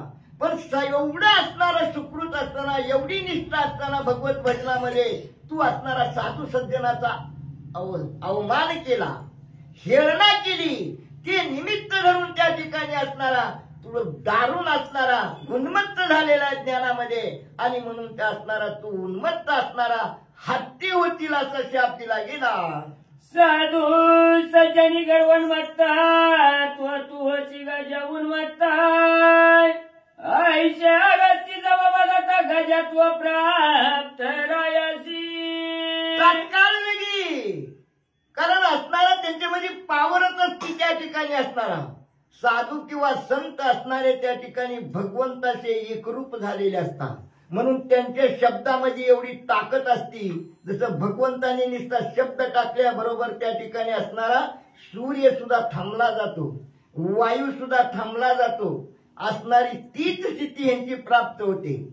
आणि म्हणून ऋषीनं असणारा शब्द असणारा असा दारुण शाप दिला की साधू सज्जनाच्या विषयी तू उन्मत्त झाला आणि म्हणून तू उन्मत्त असा असणारा हत्ती होशील म्हणल्या बरोबर आणि मनुष्याचा देह त्या ठिकाणी विसर्जित झाला आणि राजा असणारा इंद्रद्युम्न नावाचा हत्ती बनला गेला. ब्राह्मणाची व्यक्ती साधू सज्जनी दानोन्मत्ती रायासी गजत्वाची प्राप्ती मुनी अगस्तीचे निशाप असणाऱ्या ऋषी अगस्तीच्या असणाऱ्या शापामुळं राजाला असणारं त्या ठिकाणी भगवत भजन जरी केलं असेल तरी साधू सज्जनाच्या समोर उन्मत्त वागला. आणि उन्मत्त जर ज्ञानी माणसानं वागायचं म्हणलं तर त्या ज्ञानाला केवढी किंमत राहते. ते ज्ञान त्या ठिकाणी ज्ञान चांगलं बी तितकंच आहे कठीण बी तितकंच आहे. ते ज्ञान पचलं पाहिजे. ते ज्ञान बी सद्गुरूनं कृपा अनुभवजन्य ज्ञान पाहिजे त्या ठिकाणी. नाहीतर पुस्तकी ज्ञानाचा उपयोग नाही किंवा पोपटपंथी ज्ञानाचा उपयोग नाही. नम्र झाला भूतातेने कुंडिली अनंता म्हणायचा इथं बसून पाठावर पण आचरण कुठे त्या ठिकाणी.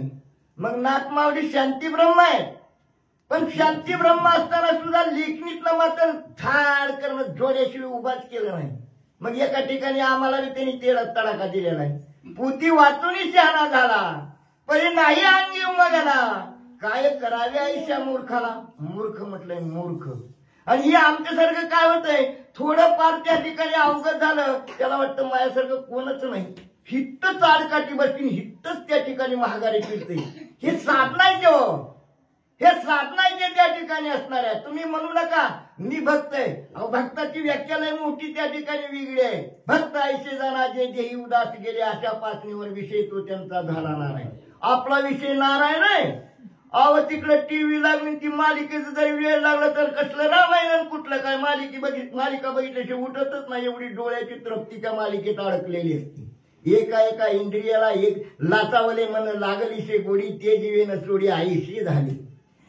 या साधूने सगळी इंद्रिय असणारी अंतर्मुख केलेली असते. ती सगळ्या इंद्रियाला भगवंताचं रामाचं चिंतनाचं त्या ठिकाणी जे त्याचं कार्य त्या ठिकाणी करायला लावले असतं त्यावेळेस ते असणारे हे असणारा देह जावं अथवा राहो पांडुरंगी दृढ भाऊ ही असणारी अवस्था झालेली होती. आपल्याला एक पायरी अजून ओलांडला आलेली नाही. आपल्याला अनेक पायऱ्या ओलांडून त्या ठिकाणी तिथं जायचंय. तिथं असणारं सांगितलं की ज्ञान संपादन करून जर तू उन्मत्त झाला असेल तर हत्तीच्या राजासारखी अवस्था तुला भोगावी लागेल. ब्राह्मण शापती दुर्धराय त्याची बनी तो राजेंद्राय झाला उन्मत्त गजेंद्र बलात्कारी महाबली. महान बनवणार ब्राह्मणाचा शाप साधा आहे का त्या ठिकाणी असणारा. आता तुम्ही म्हणताल ब्राह्मणाचा शाप म्हणजे ब्राह्मण म्हणजे ब्राह्मणामध्ये फरक आहे. वर्ण ब्राह्मण नव्हे ब्रह्म जाणे तो ब्राह्मण. जो ब्रह्म्याला जाणतो अहम ब्रह्मास्मी, मी बी ब्रह्मच आहे. आणि सर्व विश्व भरून उरलेला असा जो मूळ असणारा ब्रह्म आहे, भगवंत आहे. आणि त्या भगवंताला म्हणजे त्या ब्रह्म्याला जाणणारा ब्रह्म जाणे तो ब्राह्मण. त्या ब्राह्मणाला जर त्या ठिकाणी असणारा त्या ब्राह्मणाचा शाप दारुण आहे म्हणून सांगितलं नाथ माऊली वर्णन कर. दारुण म्हणजे तत्काळ शाप दिल्याबरोबर असणारा उन्मत्त असणारा त्या ठिकाणी असणारा राजा हत्ती बनला गेला. ऐशी इंद्रधुनाची गती गंधर्वयाची रीती ब्रह्मशापाची प्राप्ती नक्रत्व स्थिती पावला. ही झाली इंद्रधुम्न राजाची असणारी अवस्था प्राप्त झालेली होती. आता ही असणारी कथा कोण सांगताय आणि ऐकत आहे कोण? सुरुवातीलाच निघालंय. उत्तर देतो काय तुम्ही असणारी मोहितेबाई? शिवमुनी परीक्षा. अरे तुला कोणी सांगितलं ती बाकीच्यावर तरी तू सांग की. आता सांगितल्यावर होईल. हे तर तोंडाचं राहत नाही. दुसरा प्रश्न विचारू काय तो सांगितलेला तुला? म्हणजे आपली श्रवण भक्ती सुद्धा अधुरी आहे. आपली श्रवण करण्याची कॅपॅसिटी लय अधुरी आहे त्या ठिकाणी. का? आपण त्या ठिकाणी नळे फुंकिले सोनारे इकडून ह्या कानानं घ्यायचं इकडं. सकाळी जरी त्याला काय झालं वाद्यात काय ते होतं बघा, एक हत्तीचं आणि एक त्या नकराचं असं म्हणत होती. पण ती काय झालं ती काय कळलंच नाही बघा. मग त्याच्यात फायदा काय त्या ठिकाणी? तर जाऊ द्या, घ्या पुढची वेळ. ऐशी इंद्रधुनाची गती गंधर्वयाची रीती ब्रह्मशापाची प्राप्ती नक्रत्व स्थिती पावला. राजा इंद्रधुम्नाची एवढा साधनायुक्त ज्ञानी असताना सुद्धा त्याची गती एक वर्म चुकला की त्या ठिकाणी असणार आणि त्या ठिकाणी भोगावं लागतं ती असणारी अवस्था प्राप्त होती. हत्ती बनला गेला. त्याच रीतीनं हुहू नावाचा गंधर्वाला बी असणारा ब्राह्मणाचा शाप मिळाला आणि ब्राह्मणाचा शाप त्याला मिळाल्यामुळं तो बी असणारा नक्र झाला गेला. आणि तो नक्र, आता नक्राचा संस्कृत मध्ये अर्थच असा आहे खेकडा. आणि असणारा हत्ती तर गजेंद्र म्हणजे हत्ती. पण इथं काही लोक सुसर म्हणतात, कुणी म्हणतात मगर म्हणतात. मगर म्हणलं की स्त्रीलिंगी येते, पण नक्र म्हणल्यावर पुल्लिंगी येते. हिथून तिथून नक्राचं पुल्लिंगी मध्ये वर्ण नाही. मनाचं बी काही मानते ती त्या ठिकाणी, पण जुळत नाही ना. जुळलं पाहिजे त्या ठिकाणी. मग त्या नकराचा त्या ठिकाणी तो बनला गेला नक्र. आणि नक्र मग त्या ठिकाणी तो गंधर्व असताना सुद्धा त्या ठिकाणी शरीर सोडावं लागलं. आणि तो त्या असणारा या असणाऱ्या योनीमध्ये तो जन्म पावला आणि नक्र होऊन बसला. त्याची सरोवरी मध्यान काळी देव ऋषी करिता गंधर्व त्याची काळी करी केली स्त्रियांयुक्त. आणि त्याच असणाऱ्या आता या गंधर्वाला शाप कशामुळे मिळाला?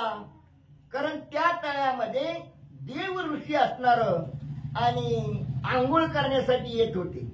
आणि त्या आंघोळ माध्यमिकेच्या वेळेला त्या ठिकाणी असणाऱ्या आंघोळीला उतरताना आंघोळ करीत असताना हा गंधर्व त्या वेळेस असणारा काय झालं तुकडा मला कळलं. जळकेळी जलक्रीडा. जलक्रीडा म्हणा की हित आहे तसं जळकेळी. तिथं असलं तरी आपण सुधरून घ्यायचं. छापण्यात ही झालेलं असतं. जळकेळी कशी म्हणत केळ कशी काय उगवली तळ्यात सांगणाऱ्याला काय सांगावं. 10-12 रामायण आम्ही केळी म्हणते ती केळीचा. आता मी मला जलक्रीडा म्हणलो असतो तो पुन्हा तुम्ही मला कसं म्हणतोय संदर्भ लागता येईल. घ्या तीच वगैरे ती शब्द छापण्यात. सरोवरी मध्यान काळी देव ऋषी करिता आंघोळी गंधर्व त्याची काळी करी जल क्रीडा स्त्रियांयुक्त. देव आंघोळीला आले, देव ऋषी आंघोळीला आले त्यावेळेस त्याच वेळेला असणारा आपल्या स्त्रियासहित आपल्या पत्न्यासहित नावाचा गंधर्व आणि तिथं जल क्रीडा करण्यासाठी म्हणजे पाहुण्यासाठी त्या तळ्यामध्ये उतरला गेला. देव ऋषी जळातोय उभ सूर्य सुप्त जपतोय गंधर्व दरी गुप्त एवढी दरी ऋषी पाय. देव ऋषी असताना आंघोळ करायला उतरले आणि आंघोळ करीत असताना सूर्याला अर्घदान देऊ लागले. सूर्याला अर्घदान देत असताना सूर्याचा मंत्र त्या ठिकाणी देव ऋषी जपत असताना तेवढ्या वेळामध्ये हा हुहू नावाचा गंधर्व खालून आला आणि ऋषीच्या पायाला त्या ठिकाणी त्यानं पकडलं गेलं, धरलं गेलं. ग्रह जैसा उदकी यवनी झोंबे एकाएकी तैसाची गंधर्व विवेकी झोंबला तवकी ऋषी पाय.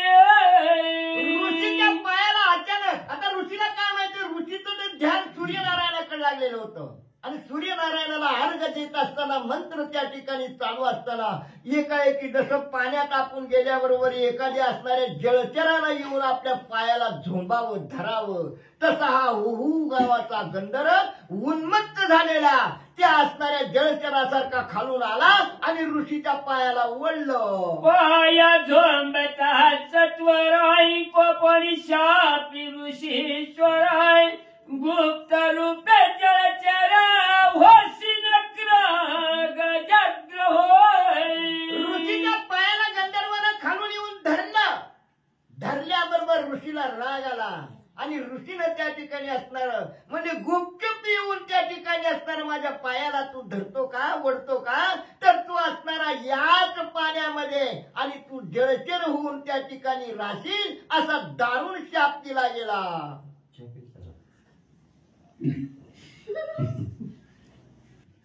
ब्रह्मचा पाय कोणी कानी गंधर्व इंद्रदुम्न दोन्ही ओ चाप मागावयाला गोरी कर जोडोनी विनविती.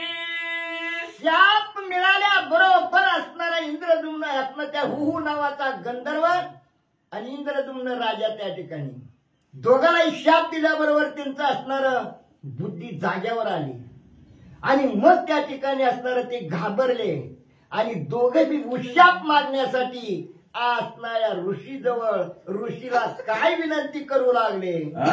मुझे आम्ही गडवन माता ब्रह्मशाप झाला प्राप्त आहे तो मी दोघ्या ती कृपावंताच्या पण मुक्त कराव्या.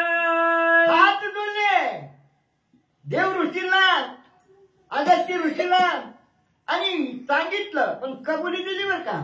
आणि माणूस चुकीचा पुतळा आहे, कसलाही ज्ञानी बी असला तरी चुकतो, पण चुकल्यानंतर सकाळी असणाऱ्या भगवंतापुढे कबुली द्यावी.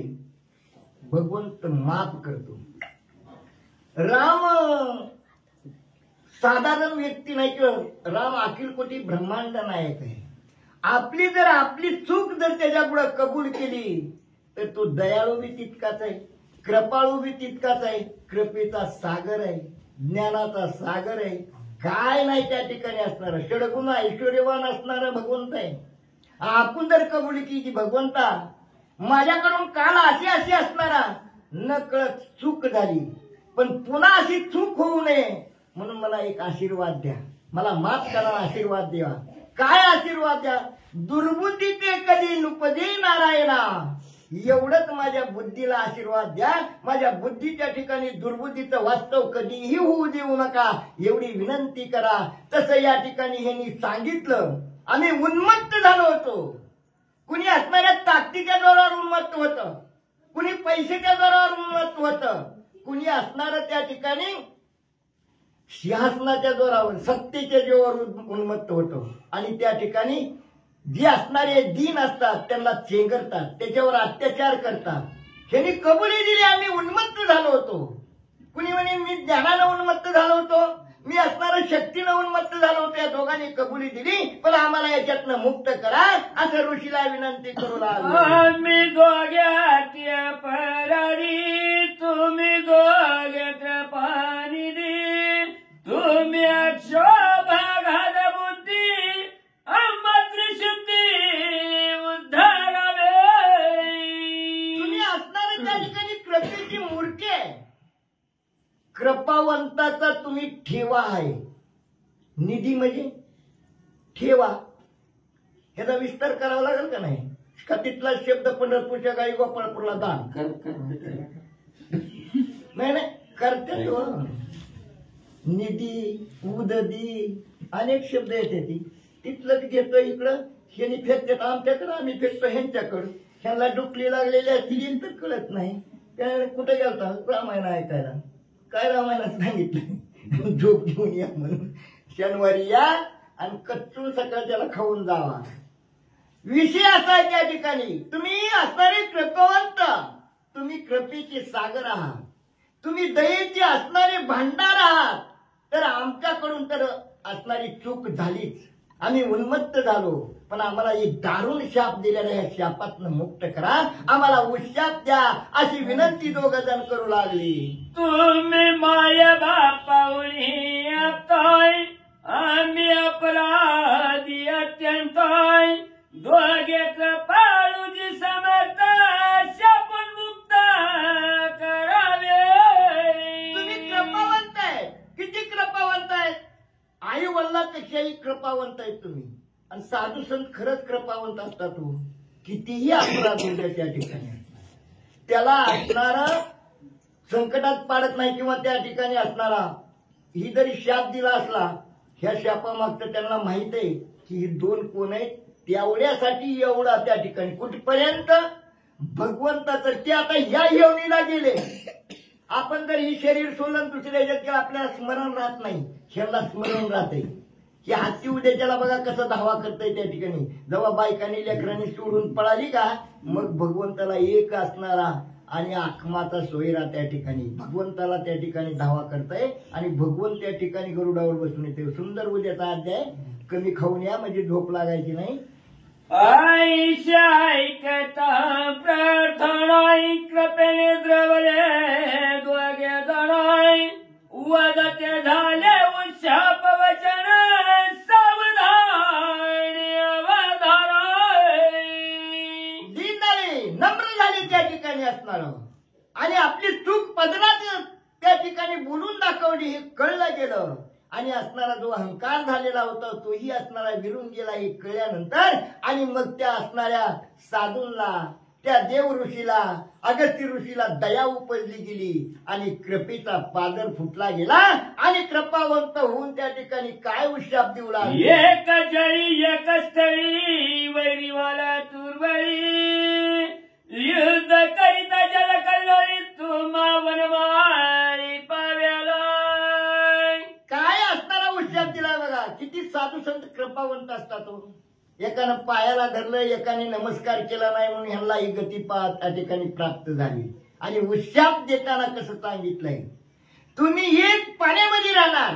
नक्र पाण्यामध्ये राहणार आणि हत्ती पाण्याच्या बाहेर राहणार पण दोघाला वैरत्व इतकं निर्माण होणार की एकमेकाचा असणारा जीव घेऊ का काय आणि एक दिवस असं तुमची भेट होईल आणि एवढं युद्ध त्या ठिकाणी तुमचं दोघाचं जुंपलं जाईल एवढं युद्ध तुम्ही खेळाल आणि त्या युद्धाच्या वेळेला आणि तिथं असणारा युद्ध चालू असणारा स्वयं अखिल कोटी ब्रह्मांड नायक असणारा भगवंत आणि तुमचा असणारा याच्यातून उद्धार करील असा उशाप दिला गेला युद्ध करिता त्यांच्या जेव्हा म्हणेल प्राणांताय तेव्हा पावनी श्री भगवंत नित्य निर्मुक्त करील ज्यावेळी तुम्ही युद्ध करताल आणि युद्धामध्ये आणि जेवढे आप्त आहे त्या आप्ताला त्या ठिकाणी तुम्ही पुकारताल मला ह्याच्यातनं सोडवा मला ह्याच्यातनं सोडवा आणि म्हणून त्या ठिकाणी मग आपल्या आप्त असणारी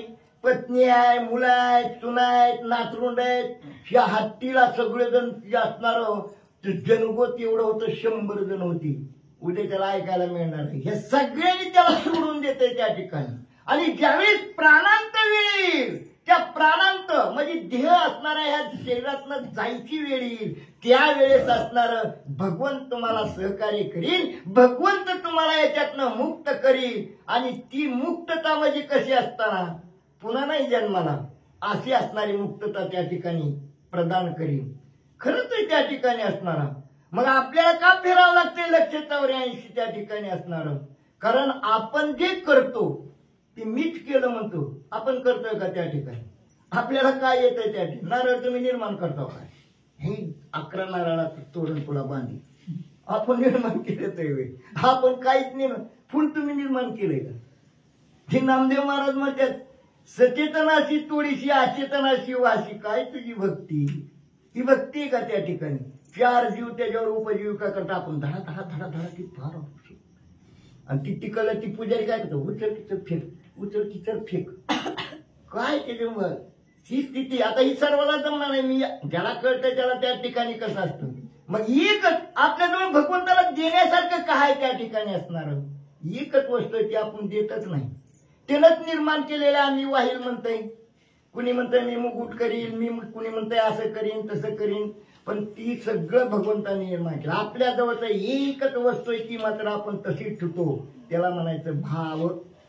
भाव बळे आकळे रविना कळे करतळी आवळे तरी सारी. भाव म्हणजे नुसता भाव नाही बरं का, सद्भाव. पुन्हा शब्द त्याला जोडलाय मॅम की हा सत्य असणारा सद्भाव. आणि तो भाव ज्यावेळेस जागृत होईल त्यावेळेस मग तो असणारा देहाची आशा सोडून देतो आणि देहाला सोडून त्या ठिकाणी असणारा भगवंताचं भजन करतो. देह जाऊ अथवा राहू. मग हीच परिस्थिती ज्यावेळेस गोकुळात द्वापार युगाच्या टायमाला भगवंताने जी कपडे घेऊन बसले होते, त्यांनी जी आट घातली होती की वर येऊन त्या ठिकाणी दोन्ही हाताने सूर्याला नमस्कार करायचा.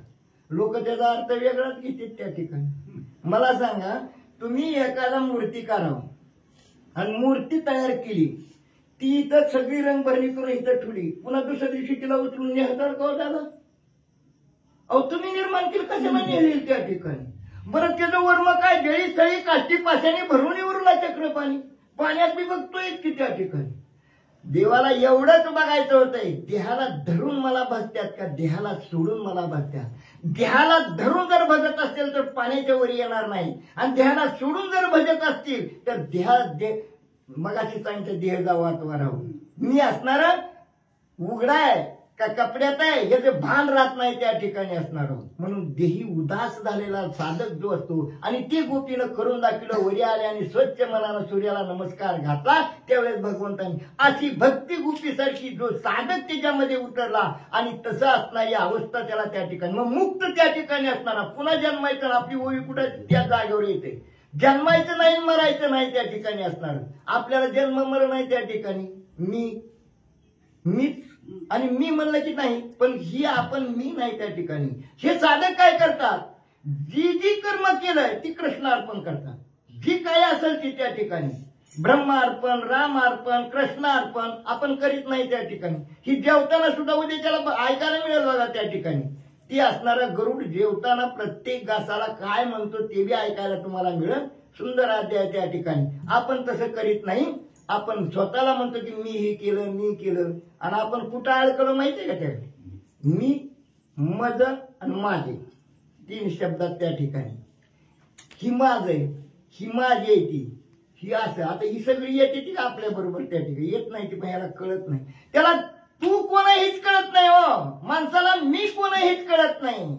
का तुम्ही आहे का त्या ठिकाणी? तुम्हाला नाव आहे का? तुम्हाला रंग आहे का? तुम्हाला रूप आहे का? तुम्हाला आकार आहे का? काय नाही त्या ठिकाणी. तरी म्हणतो मी माझंच आहे सगळं, ही मी असं आहे. अहो तुम्हाला उपदरिया बाळका नाम देता ओ देत उठी. आणि अशी अवस्था असताना आपण कोण आहे, कशासाठी आलो, करायचं काय हे बी पत्ता नसताना आपली अवस्था अशी होती. पण हे कसे आहे, जर भगवंताला अनन्य भावनेनं शरण गेला आणि भगवंताची कृपा जर झाली तर तो जीवन मुक्त होतो. पुन्हा जन्माच्या मरायच्या राजगाडीत तो सापडू शकत नाही. की असा आशीर्वाद दिला गेला.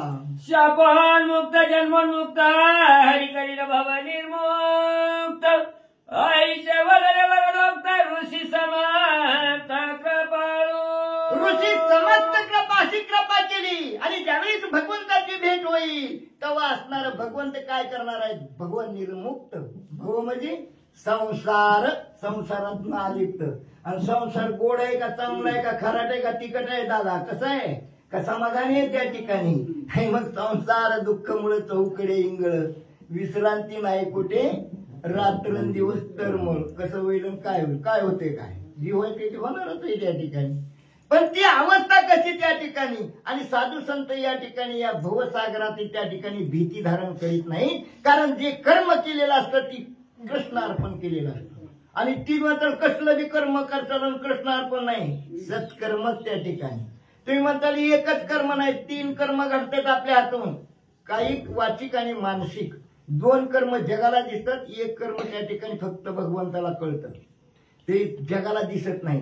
आणि दोन कर्माने एखादा माणूस त्या ठिकाणी वर्तणूक चांगली दाखवितो, पण मानसिक कर्मांना आत्म त्या ठिकाणी असणार बरबटलेलं असतं, त्या ठिकाणी असणार.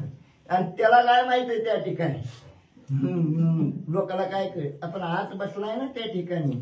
अहो त्याची सत्ती वृक्षाचे पाढाले सत्ता देते असे मुंगीचे अंतर जाणे.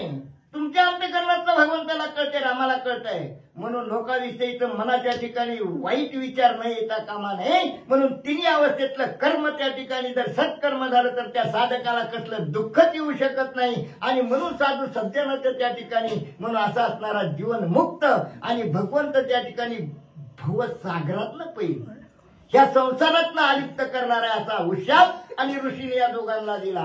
ब्राह्मण शापिती क्षोभणाय समळ मिथ्या वचनाय ऋषी कृपाल दिनोद्धरण वरदवदन उद्धारी.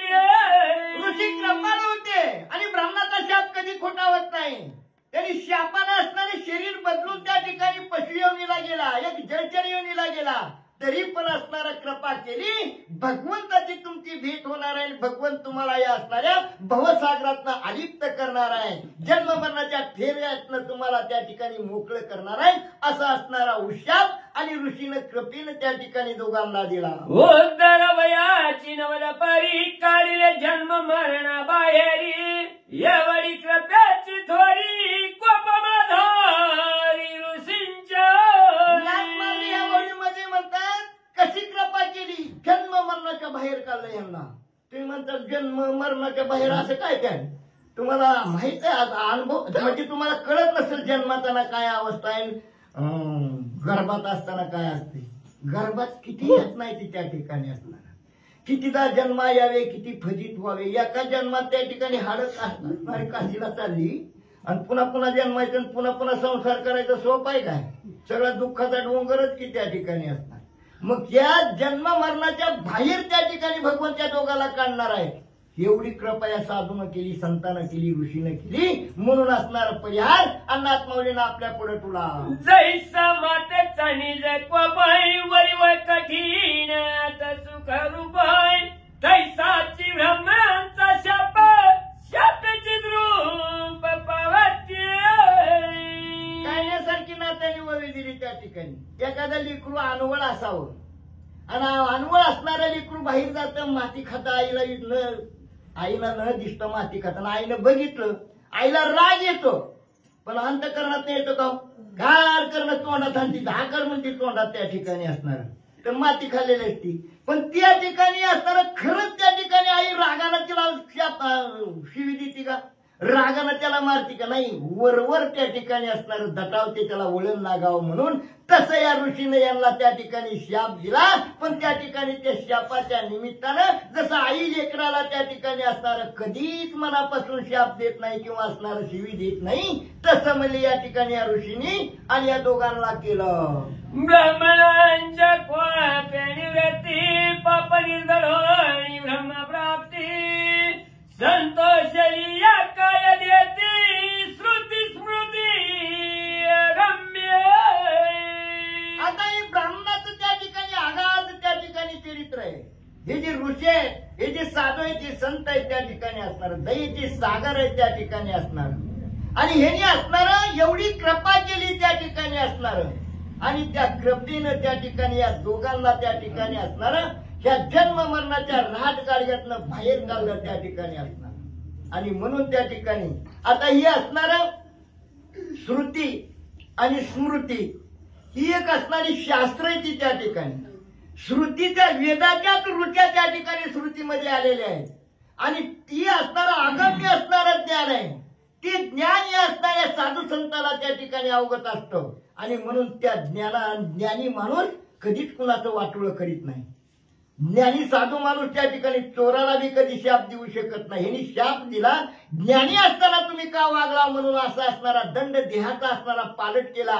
पण त्या ठिकाणी असणाऱ्या जन्म मरणाच्या रानगाड्यातनं दोघाला उत्सवाच्या निमित्तानं आणि मुक्त केलं. चला की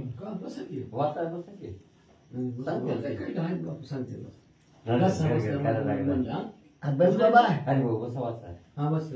सगळं आलं. श्री गणेशाय नमः, श्री सरस्वते नमः, प्रभु श्री रामचंद्राय नमः. आईशी वरद उक्ती वदवना, ऋषी गेले करुणी स्नान, गजेंद्र नखरे दोघे जण, झाले आपण ऋषी शापे. अशा रीतीनं हे कथानक त्या ठिकाणी कशामुळे ऐकायला मिळालं?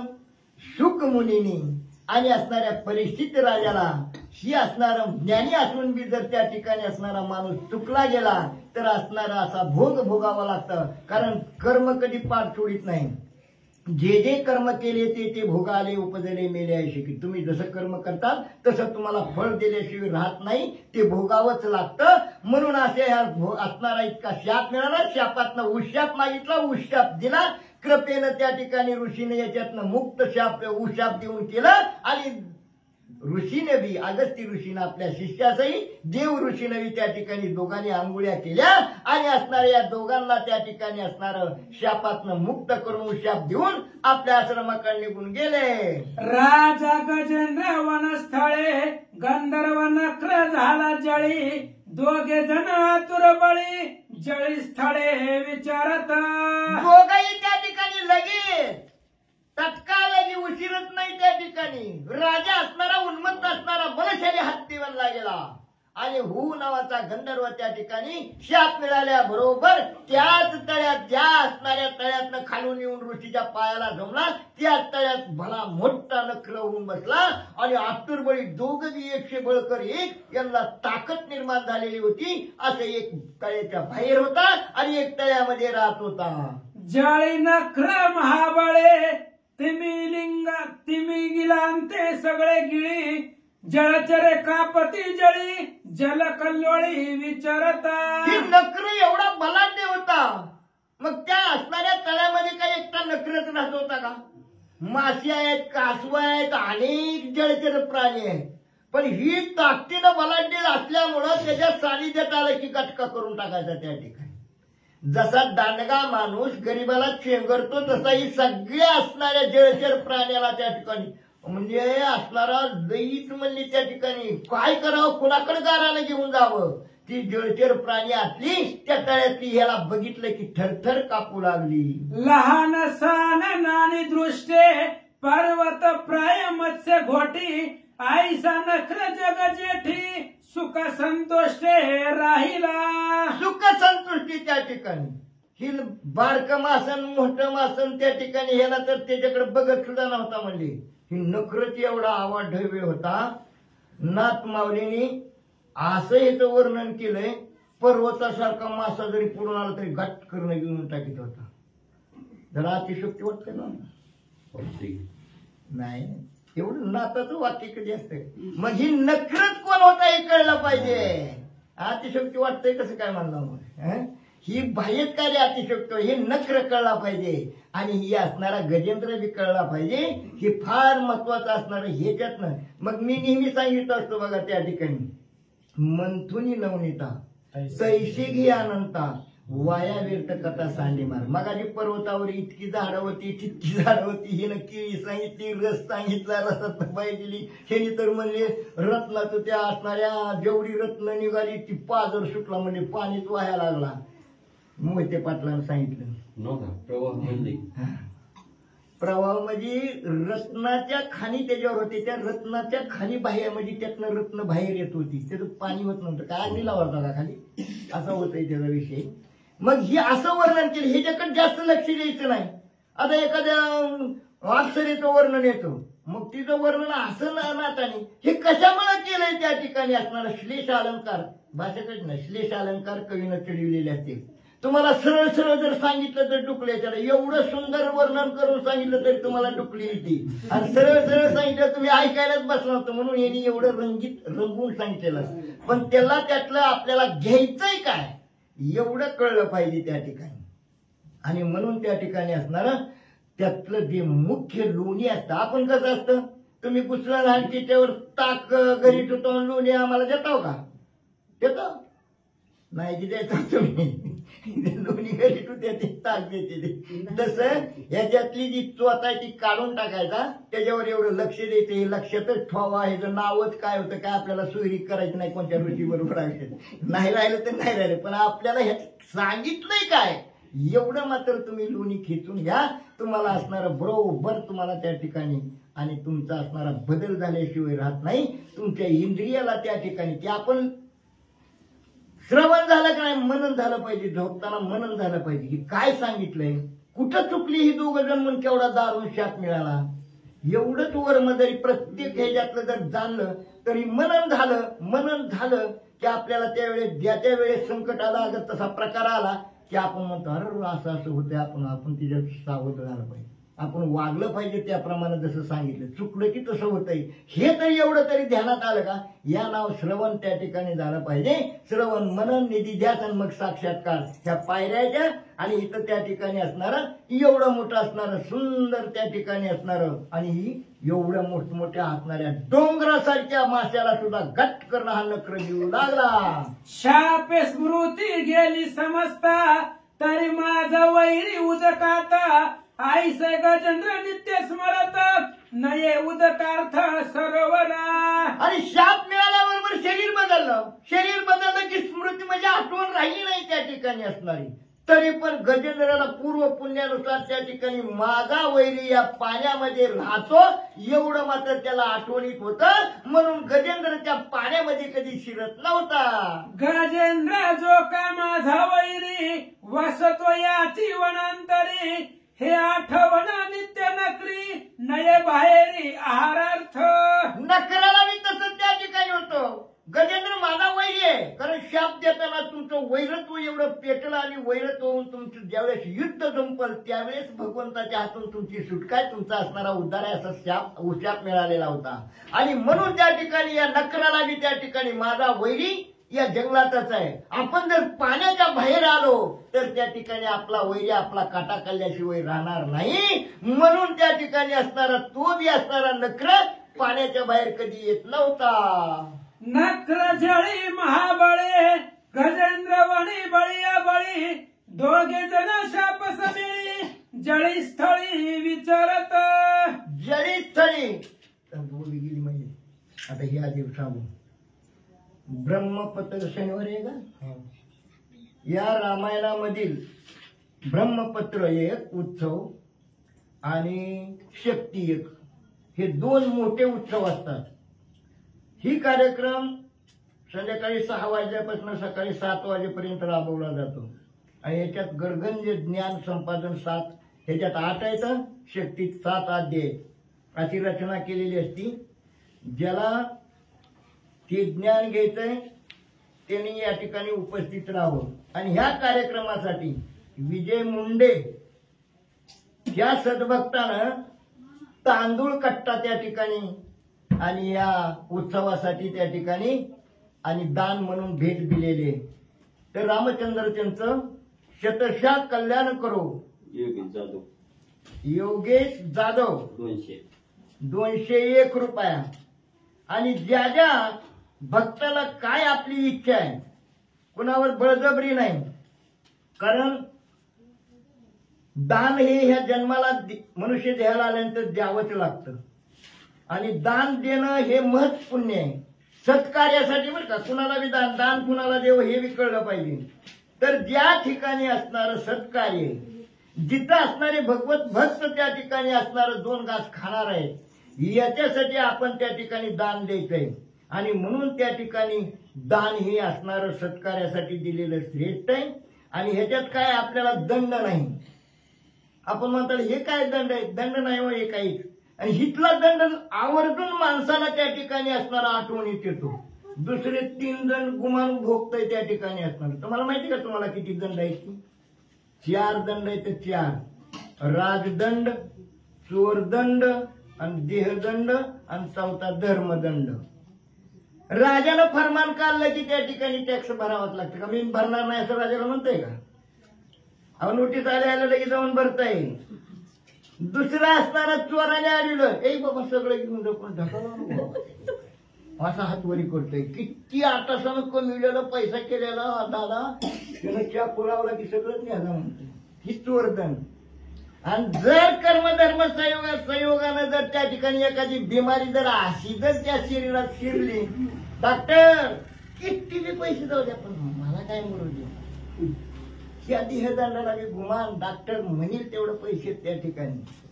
ही अवस्था 3 दंडात. पण ही तर म्हणलं गेल्या रामायणाला काय त्यांनी कुठे किती काय केलं काय नाही, त्यांनी कसं कसं केलं का आपल्याला काय तुला दिली संकल्प सोडून त्या ठिकाणी 500 दी 200 दी 100 दी बाकीचं कशाला बुरकाना करतो. रामाला माहित आहे त्या ठिकाणी कोण खातंय का नाही तुला द्यायचंय ना हे दान जसं त्या ठिकाणी तिथं 3 असणारं गपचिप द्यावं लागतंय. हे दिलेलं तुम्हाला कारणीभूत येणार आहे म्हणून त्या ठिकाणी मी उल्लेख केला. ज्यांना जे द्यायचंय त्यांनी त्या ठिकाणी आणून द्यावं, देव त्यांचं कल्याण करेल. नक्र जळी महाबळे गजेंद्र वणी बळिया बळी दोघे जण शाप समिळी जळी स्थळी विचारत. ती पाण्यात बलाढ्य होता आणि हत्ती असणाऱ्या जंगलात बलाढ्य होता. जंगलात पाण्यातनं बाहेर नकर आला की हत्ती त्याला ऐकत नव्हता आणि पाण्यात जर हत्ती गेला तर नकर त्याला ऐकत नव्हता. ती पाण्यात बलाढ्य होता, ही पाण्याच्या बाहेर बलाढ्य होता. म्हणून दोघाला बी त्याची आठवण असल्यामुळे ती पाण्यात जात नव्हता, ही बाहेर येत नव्हता. अशी वस्तुस्थिती त्या ठिकाणी या दोघांची निर्माण झालेली होती. आणि अशा ठिकाणी असणारं राहत असताना जो गजेंद्र ते गिरी कंदरी गजी गज शावास परिवारी क्रीडा करी वनांतरी वनविहारी उन्मत्त झाला होता. खायला जंगलात कमी का त्या ठिकाणी हत्तीला. हत्तीला परिवार होता म्हणून आत्मावली वर्णन करतात त्या ठिकाणी. ह्याला हसणारी बायको होती, ह्याला असणाऱ्या मुलं होती, ह्याला सुना होत्या, ह्याला नातरुंड होती. नातरुंडाची बी लग्न होऊन त्यांना पतरुंड झालेली होती. एवढा लवाजमा ह्या हत्तीला निर्माण झालेला होता. चैत्र मासीच्या वन शाखे तयाने सेविता एकाएकी मद चालला पैतवकी अति उद्रेकी उन्मद. पांडू उरकत नाही रे मला. उरकू द्या की तुम्हाला सांगा उरकायचं म्हणून सांगायचं का तुम्हाला काय उरकत नाही फटाफटा उरका. नाही गोपाळ गायच्या काय पंढरपूरला कसं उरकत नाही. मी कवाच करीत नाही कारण तुम्ही तारीख काढलेली ब्रह्मपत्र. आम्ही तारीख काढली तर आम्ही लय तारखा काढू असे लय गाई पुचू बका बक. चैत्र मासीच्या वन शाखी तयाने सेविता एकाएकी मद चालला पैतवकी अति उद्रेकी उन्माद. मग अशा रीतीनं त्या ठिकाणी ह्याला कुटुंब होते असणाऱ्या हत्तीला आणि हत्ती आपल्या कुटुंबासहित त्या असणाऱ्या आणि या जंगलामध्ये राहत होता. उन्मत्त झालेला होता. खायला कमी नव्हतं, प्यायला कमी नव्हतं. पण एक दिवस असा झाला चैत्र महिन्यामध्ये आणि असणारं तापमान सूर्यनारायण फार त्या ठिकाणी उष्णता त्या ठिकाणी ओकली जाते. फार त्या ठिकाणी असणारं तेज त्या ठिकाणी ऊन पडलं असतं पडतं आणि त्यावेळी असा ऊन त्या ठिकाणी चैत्र महिन्यात सूर्यनारायणानं टाकायला सुरुवात केली की हत्तीला दमच निघाला गेला. हत्तीच्या गंडस्थळातनं मध त्या ठिकाणी बाहेर येऊ लागला घामानं, घाम रूपानं त्या ठिकाणी अशी अवस्था आणि निर्माण झाली. तेने उन्मादे आपण मांडले वन विहरण वेळू जाडिया उपटून वेत्रवन विध्वंसी.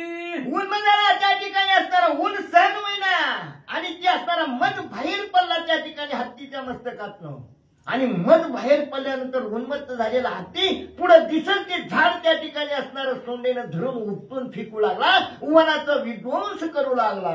गुलमलता थोरा थोरा गगन चुंबी तरुवरा काटे सावरी अपारा उन्मळी समग्र दरिद्रावरी आकाशापर्यंत गेलेला ती उंच असणारी वृक्ष होती. त्याच्यावर विहिरी चाललेल्या होत्या, त्याला फुलं लागलेली होती. त्या फुलाचं रुंदी असणारे भुंगे पतंग त्या ठिकाणी रुंदी घालीत होते. त्याला काही भान नव्हतं. विहिरी सहित झाड उपटून त्या ठिकाणी मोडून टाकू लागला. हाणीत दातांची पै झाडे पहाडी पर्वतांचे कडे त्याचे मद गंधा पुढे पळती रोकडे वनसिंह.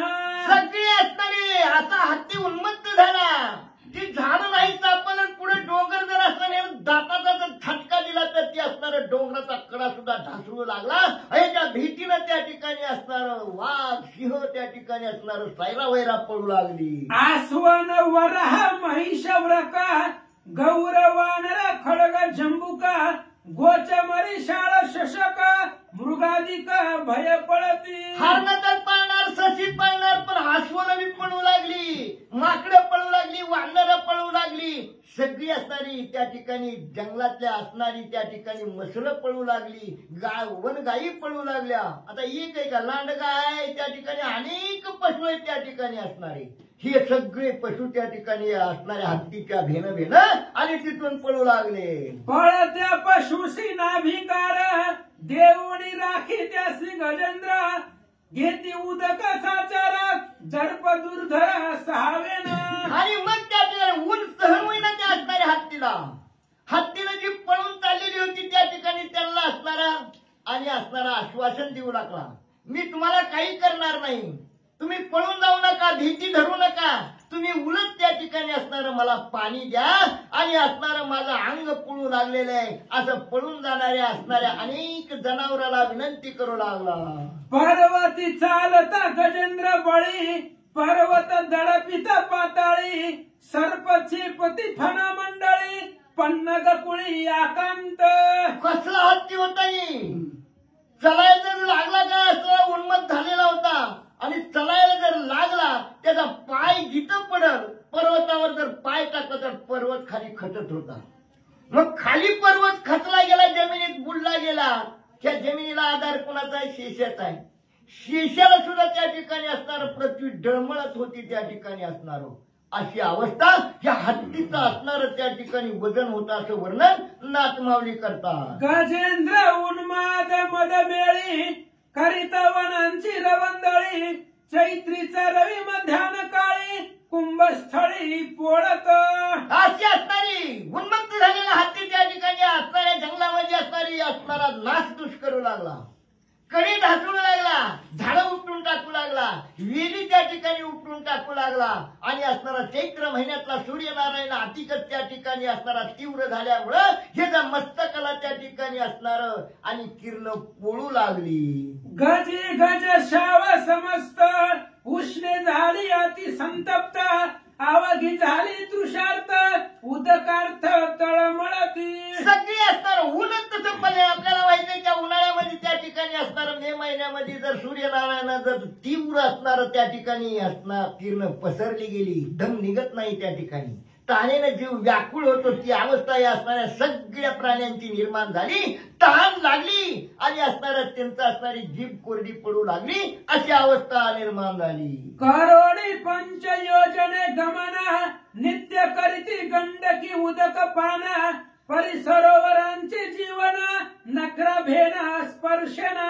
5-20 कोस रोज यायची जायची गंडकी नदीचं पाणी प्यायची, पण त्या असणाऱ्या तळ्याकडे काही फिरकत नव्हती. त्यांना माहित होतं इथं आपला वैरी राहतोय. ही असणारी अवस्था होती. असणाऱ्या मरणाच्या भीती गंडकी नदीकडे त्या ठिकाणी जाण्यासाठी 20 कोसाचा अंतर दररोज जायची, 20 कोस परत जायची ही असणार काठीत होती, पण तळ्याकडे कुणी येत नव्हतं. गंडकी न ठाकी उष्ण मेळी किराणी पोळला कुंभस्थळी आला सरोवरा जवळी भय समेळी तृषार्थ. आणि मग अशी अवस्था असताना उन्हाळा इतका कडक झाला आणि गंडकी नदीतलं पाणी संपत गेलं, पाणी राहिलं नाही आणि ह्याचं असणारं त्या ठिकाणी मस्तक जर तापलं गेलं आणि मग मस्तक त्या हत्तीचं तापल्यामुळे त्याला दम निघेना गेला. शेवट नाईलाज झाला आणि सरोवराच्या ठिकाणी पाणी पिण्यासाठी आला. सोंड घालिता सरोवरी गजेंद्र धाकता जिवारी झणी मध्ये झोंबेला वैरी भय भारी जळपाणी. आणि मग असताना हत्तीला माहित होता आपला वैरी येत राहतोय, पण दम निघाला ताण लागल्यामुळं पाण्यात शिरला आणि सोंड त्या ठिकाणी पाण्यात बुडवली. पाण्यात सोंड बुडवल्यानंतर धाकट होता, भीती धरत होता, येऊन माझ्या सोंडला तर वैरी झोंबणार नाही ना, अशा असणाऱ्या कल्पना त्याच्या मनात विचाराची श्रेणी येऊ लागली. असे असणाऱ्या भीतीनं त्या ठिकाणी पाणी आणि गजेंद्र पिऊ लागला. सोंड घालिताची जळी गजमद गंध सेवावया आळी रुंजी करीती गंडस्थळी भ्रमरावळी ऋण झुनती. आता या ज्या असणाऱ्या मस्तकातून असणारा मध बाहेर पडू लागला आणि मध बाहेर पडला म्हणलं की त्या असणाऱ्या मधाच्या भोवती मधमाश्या येतात, भुंगे येतात. तशी असणारे भुंगे, मधमाश्या, त्या असणारा मध त्या ठिकाणी चाटण्यासाठी आणि त्याच्यावर असणाऱ्या रुंजी घालू लागल्या, म्हणजे फिरवू लागल्या, अशी अवस्था आणि त्या असणाऱ्या हत्तीची निर्माण झाली. गजी गज शावया संयुक्त तृषे पिढीली जळार्थ गजेंद्रेशी समवित आली धावत सरोवर. सगळ्याला तानेने व्याकुळ झाली. हे जर लाटाकडची लाटाकड 100 जणांचं असणारं कुटुंब होतं. ही हात पाण्यात शिरल्याबरोबर बायको मागून आली, बायको आली, सून आली, पोरं आली, नातरुंड आली, सगळीच पाणी पिऊ लागली. ते तळागाती पुष्कळ माझी निर्मळ जळ सुनीळ कमळ गंध सुपरिमळ अतिशीतळ शिखर. वर्णन केलेलं सुंदर असणारं तळ होतं. तळ्याच्या भोवती सुंदर असणारी सगळ्या प्रकारची झाडी होती. प्रत्येक असणाऱ्या ठिकाणी असणारी फळाने भरून गेलेली, फुलानं भरून गेलेली त्या ठिकाणी असणारी कोकिळा त्या ठिकाणी गायन करत होत्या. असं असणारी वनश्री फुललेलं तळ आणि त्या तळ्यामध्ये असणारं हे निर्मळ असणारं अतिशय मधुर असणारं पाणी होतं, असं नाथमाऊली वर्णन करतात. गजरा होडी जळा बाहेरी सोंड घाली सरोवरी जळ प्राशिले स्वइच्छेवरी मस्तकावरी शिंपिले. हत्तीनं आतमध्ये प्रवेश केला नाही, पाण्याच्या कड्यावर उभा राहिला आणि सोंडानं त्या ठिकाणी पाणी पिऊ लागला. येथेच ते तहान भागावली आणि पुन्हा आपलं शरीर तापलेलं त्या ठिकाणी सोंडेनं पाणी घेऊन आपल्या असणाऱ्या शरीरावर फेकू लागला. जळ प्राशने गजपती झाली सकळ श्रमा विश्रांती जल शिंपणे झाली विश्रांती चढला पुढती गजमद. आणि मग त्या ठिकाणी तहान लागलेली भागली गेली, भरपूर पाणी पिली, सगळीच पिली, हत्तीने पिला आणि तहान भागल्यानंतर शरीर तापलेलं पुन्हा पाणी असणारा शरीरावर फेकलं गेलं. शरीरही त्या ठिकाणी गार पडलं आणि मग त्या ठिकाणी असणारं शरीर शांत झालं.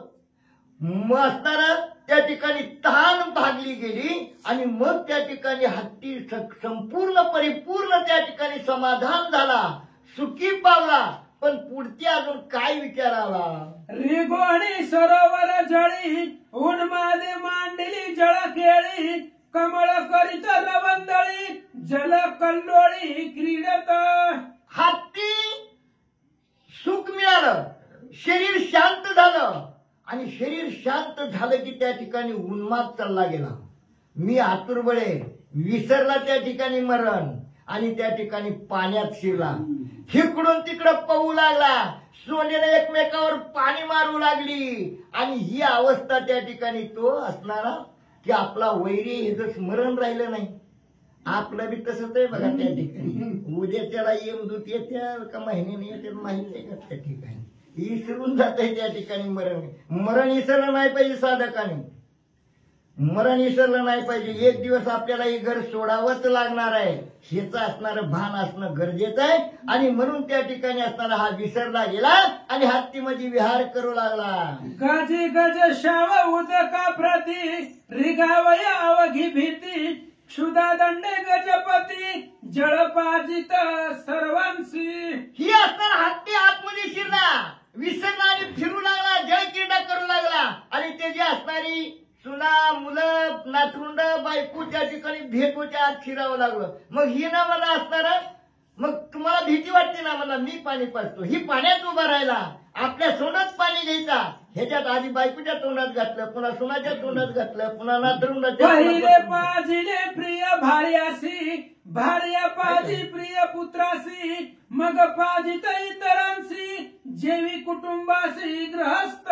भुलतय हो त्या ठिकाणी असणार. आई बापाला गुमूत केला तरी त्याचा आधी ते बाई हत्ती मग सांगितलं का ना अगोदर ओवीच्या आधी बायकोच्या तोंडात पाणी पाडलं आणि बायकोनं पुन्हा आपल्या लेकानं त्याच्या बायकोला ही अशी ओळ लागली त्या ठिकाणी. पण आई बाबाकडे कवा ती फिरकत नाही. ही अवस्था त्या ठिकाणी आपल्यावरच आहे सगळा अवस्था पुढं. विसरून यादी मरण गृहस्थ कुटुंब पोषण कैसा गजेंद्र आपण नक्र ग्रहण विसरला.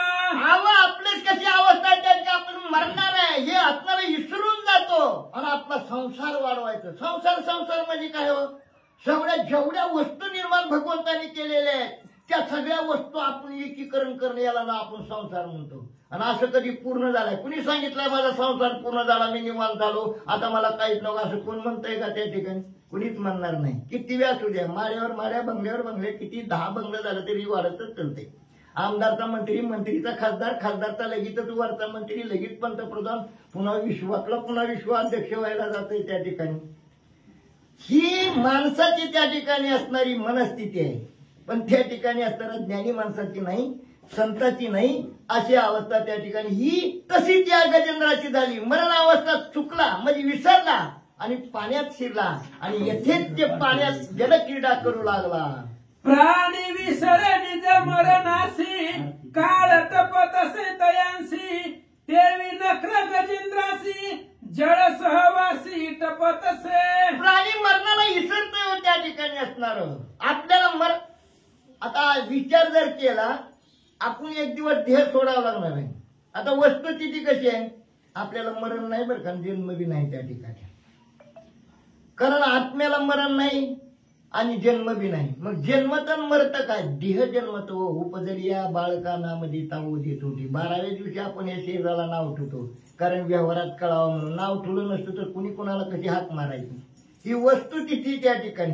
मग आपण कोण आहे? आपण देहाच्या वेगळं आहे. मग आपण कुठून आलो? पत्ता नाही. कशासाठी आलो? पत्ता नाही. जायचंय कुठं? पत्ता नाही. तरी एवढा अहंकार, तरी एवढं त्या ठिकाणी. मग ते असणार एकाच वाक्यात सांगताना, आलाची कोटून जाशी कवनेरे ठाया, घरदार तुझे नाही अवघी लटकीच माया. सावध होई बापा, काळ लागला मापा, प्रपंची गुंतू नको पाहे बुडत असे पापा. त्रिकुट कोसल्याने घर सायासे केले, दोन्ही द्वारे पुणे आत गुंतू नेले. ती कोसला माहितीये का तुम्हाला? बोरीच्या झाडावर इतकं भारी घर येतंय, पण त्याला दार ठेवायचं कळत नाही, आतच कोंडून मरते. आपलं बी तसंच आहे त्या ठिकाणी. मी मी मी मी मी मुक्त होता परी बळीबद्ध झाला, घेऊन या छंद माझे. मोकळा जावं त्या ठिकाणी. ही असणार, याला बंधन नव्हतं. खाली आल्यावर त्या ठिकाणी मी मज माझे हे असणारं बंधन कर्माचं करून घेतलं आणि पुन्हा जन्मायचं आणि पुन्हा मारायचं. त्या कोसल्यासारखं या ठिकाणी फिरू लागलं. ही अवस्था आहे. इथं ओवी तशी दिलेली त्या ठिकाणी असणार. मरण विसरून जसा प्राणी त्या ठिकाणी असणार वावरतो, तसा हा ती मरण विसरला आणि तळ्यात शिरला. जेवी काळ पाहोनी अंत, मग प्राण्याचा करी घात, देवी गजेंद्र सरोवर आत, नक्र धरित साठोपे. जसा असणारा काळ कवा त्या ठिकाणी त्याची वेळ आली की बरोबर काळ त्या ठिकाणी झडप घातल्याशिवाय राहत नाही आणि आपल्याला घेऊन गेल्याशिवाय राहत नाही. तसा असणारा हात ती मरण चुकून हात शिरल्या बरोबर त्या असणाऱ्या नकरानं बघितलं आणि नकरानं झडप मारली. माये केला विपरीतार्थ, विसरून या अपघात, स्त्री पुत्राती मोहित, केला भ्रांत मोहमते. कशामुळे ही अवस्था होती हो? बायकून, मुलानं, सुनानं बुद्धिभ्रष्ट झालेली असते. तुम्हाला सांगू का, ही माया जी आहे का, मायेचं मूळ अतिशय खोल आहे. आणि ती मायाचं मूळ कोणतं माहिती का? भ्रम. आणि भ्रम ही खोलवर त्या ठिकाणी असणारे मुळे आहे. आणि त्या असणाऱ्या भ्रमरूपी मुळी तर ही मायेचं झाड इतकं फुलवलं त्या ठिकाणी. आणि त्या असणाऱ्या झाडाला भ्रांती नावाचं असणारं फूल त्या ठिकाणी निघतं, सुगंधित भ्रांती. आणि त्या फुलातनं फळ येणार त्या ठिकाणी बुली नावाचं फळ त्या ठिकाणी गोंडस बाहेर पडतं. आणि त्या बुली नावाच्या फळात सगळे विषय भरलेले असतात त्या ठिकाणी. आणि काय चाललंय ते? मग काय कुठबुट करायला लागला? मी विषय कुठला घेतोय, तुम्ही चाललोय कुठ. बसकी पांडू बसके थोडे बंद करायचं. ते बापू आलेत म्हणतात मोठी आरती घेऊन. तुम्ही आला मोठी आरती घेऊ म्हणलं होतं यांना. मग पुढच्या सुट्ट्यावर का मी नको म्हणून गेलो असतो. टाइम 10 टाइम झालाय तर बंद करा म्हणायचं आम्हाला. लगेच म्हणतो पुंडलिका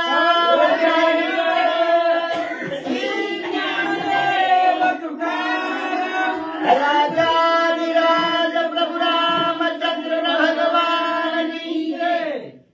प्रभु श्री रामचंद्र भगवान की जय. पवन सूत हनुमान की जय. श्री गुरुदेव एकच म्हणायचं नाही, शेवटच लागला पाहिजे. का कटाळ्यात आले? बाकीची माग म्हणतात का ती बघतात वा काय बाबा तुम्ही करा महाराज काय साधं सुद्धा नाही मागचं पुढचं बघतात काही विचार करतात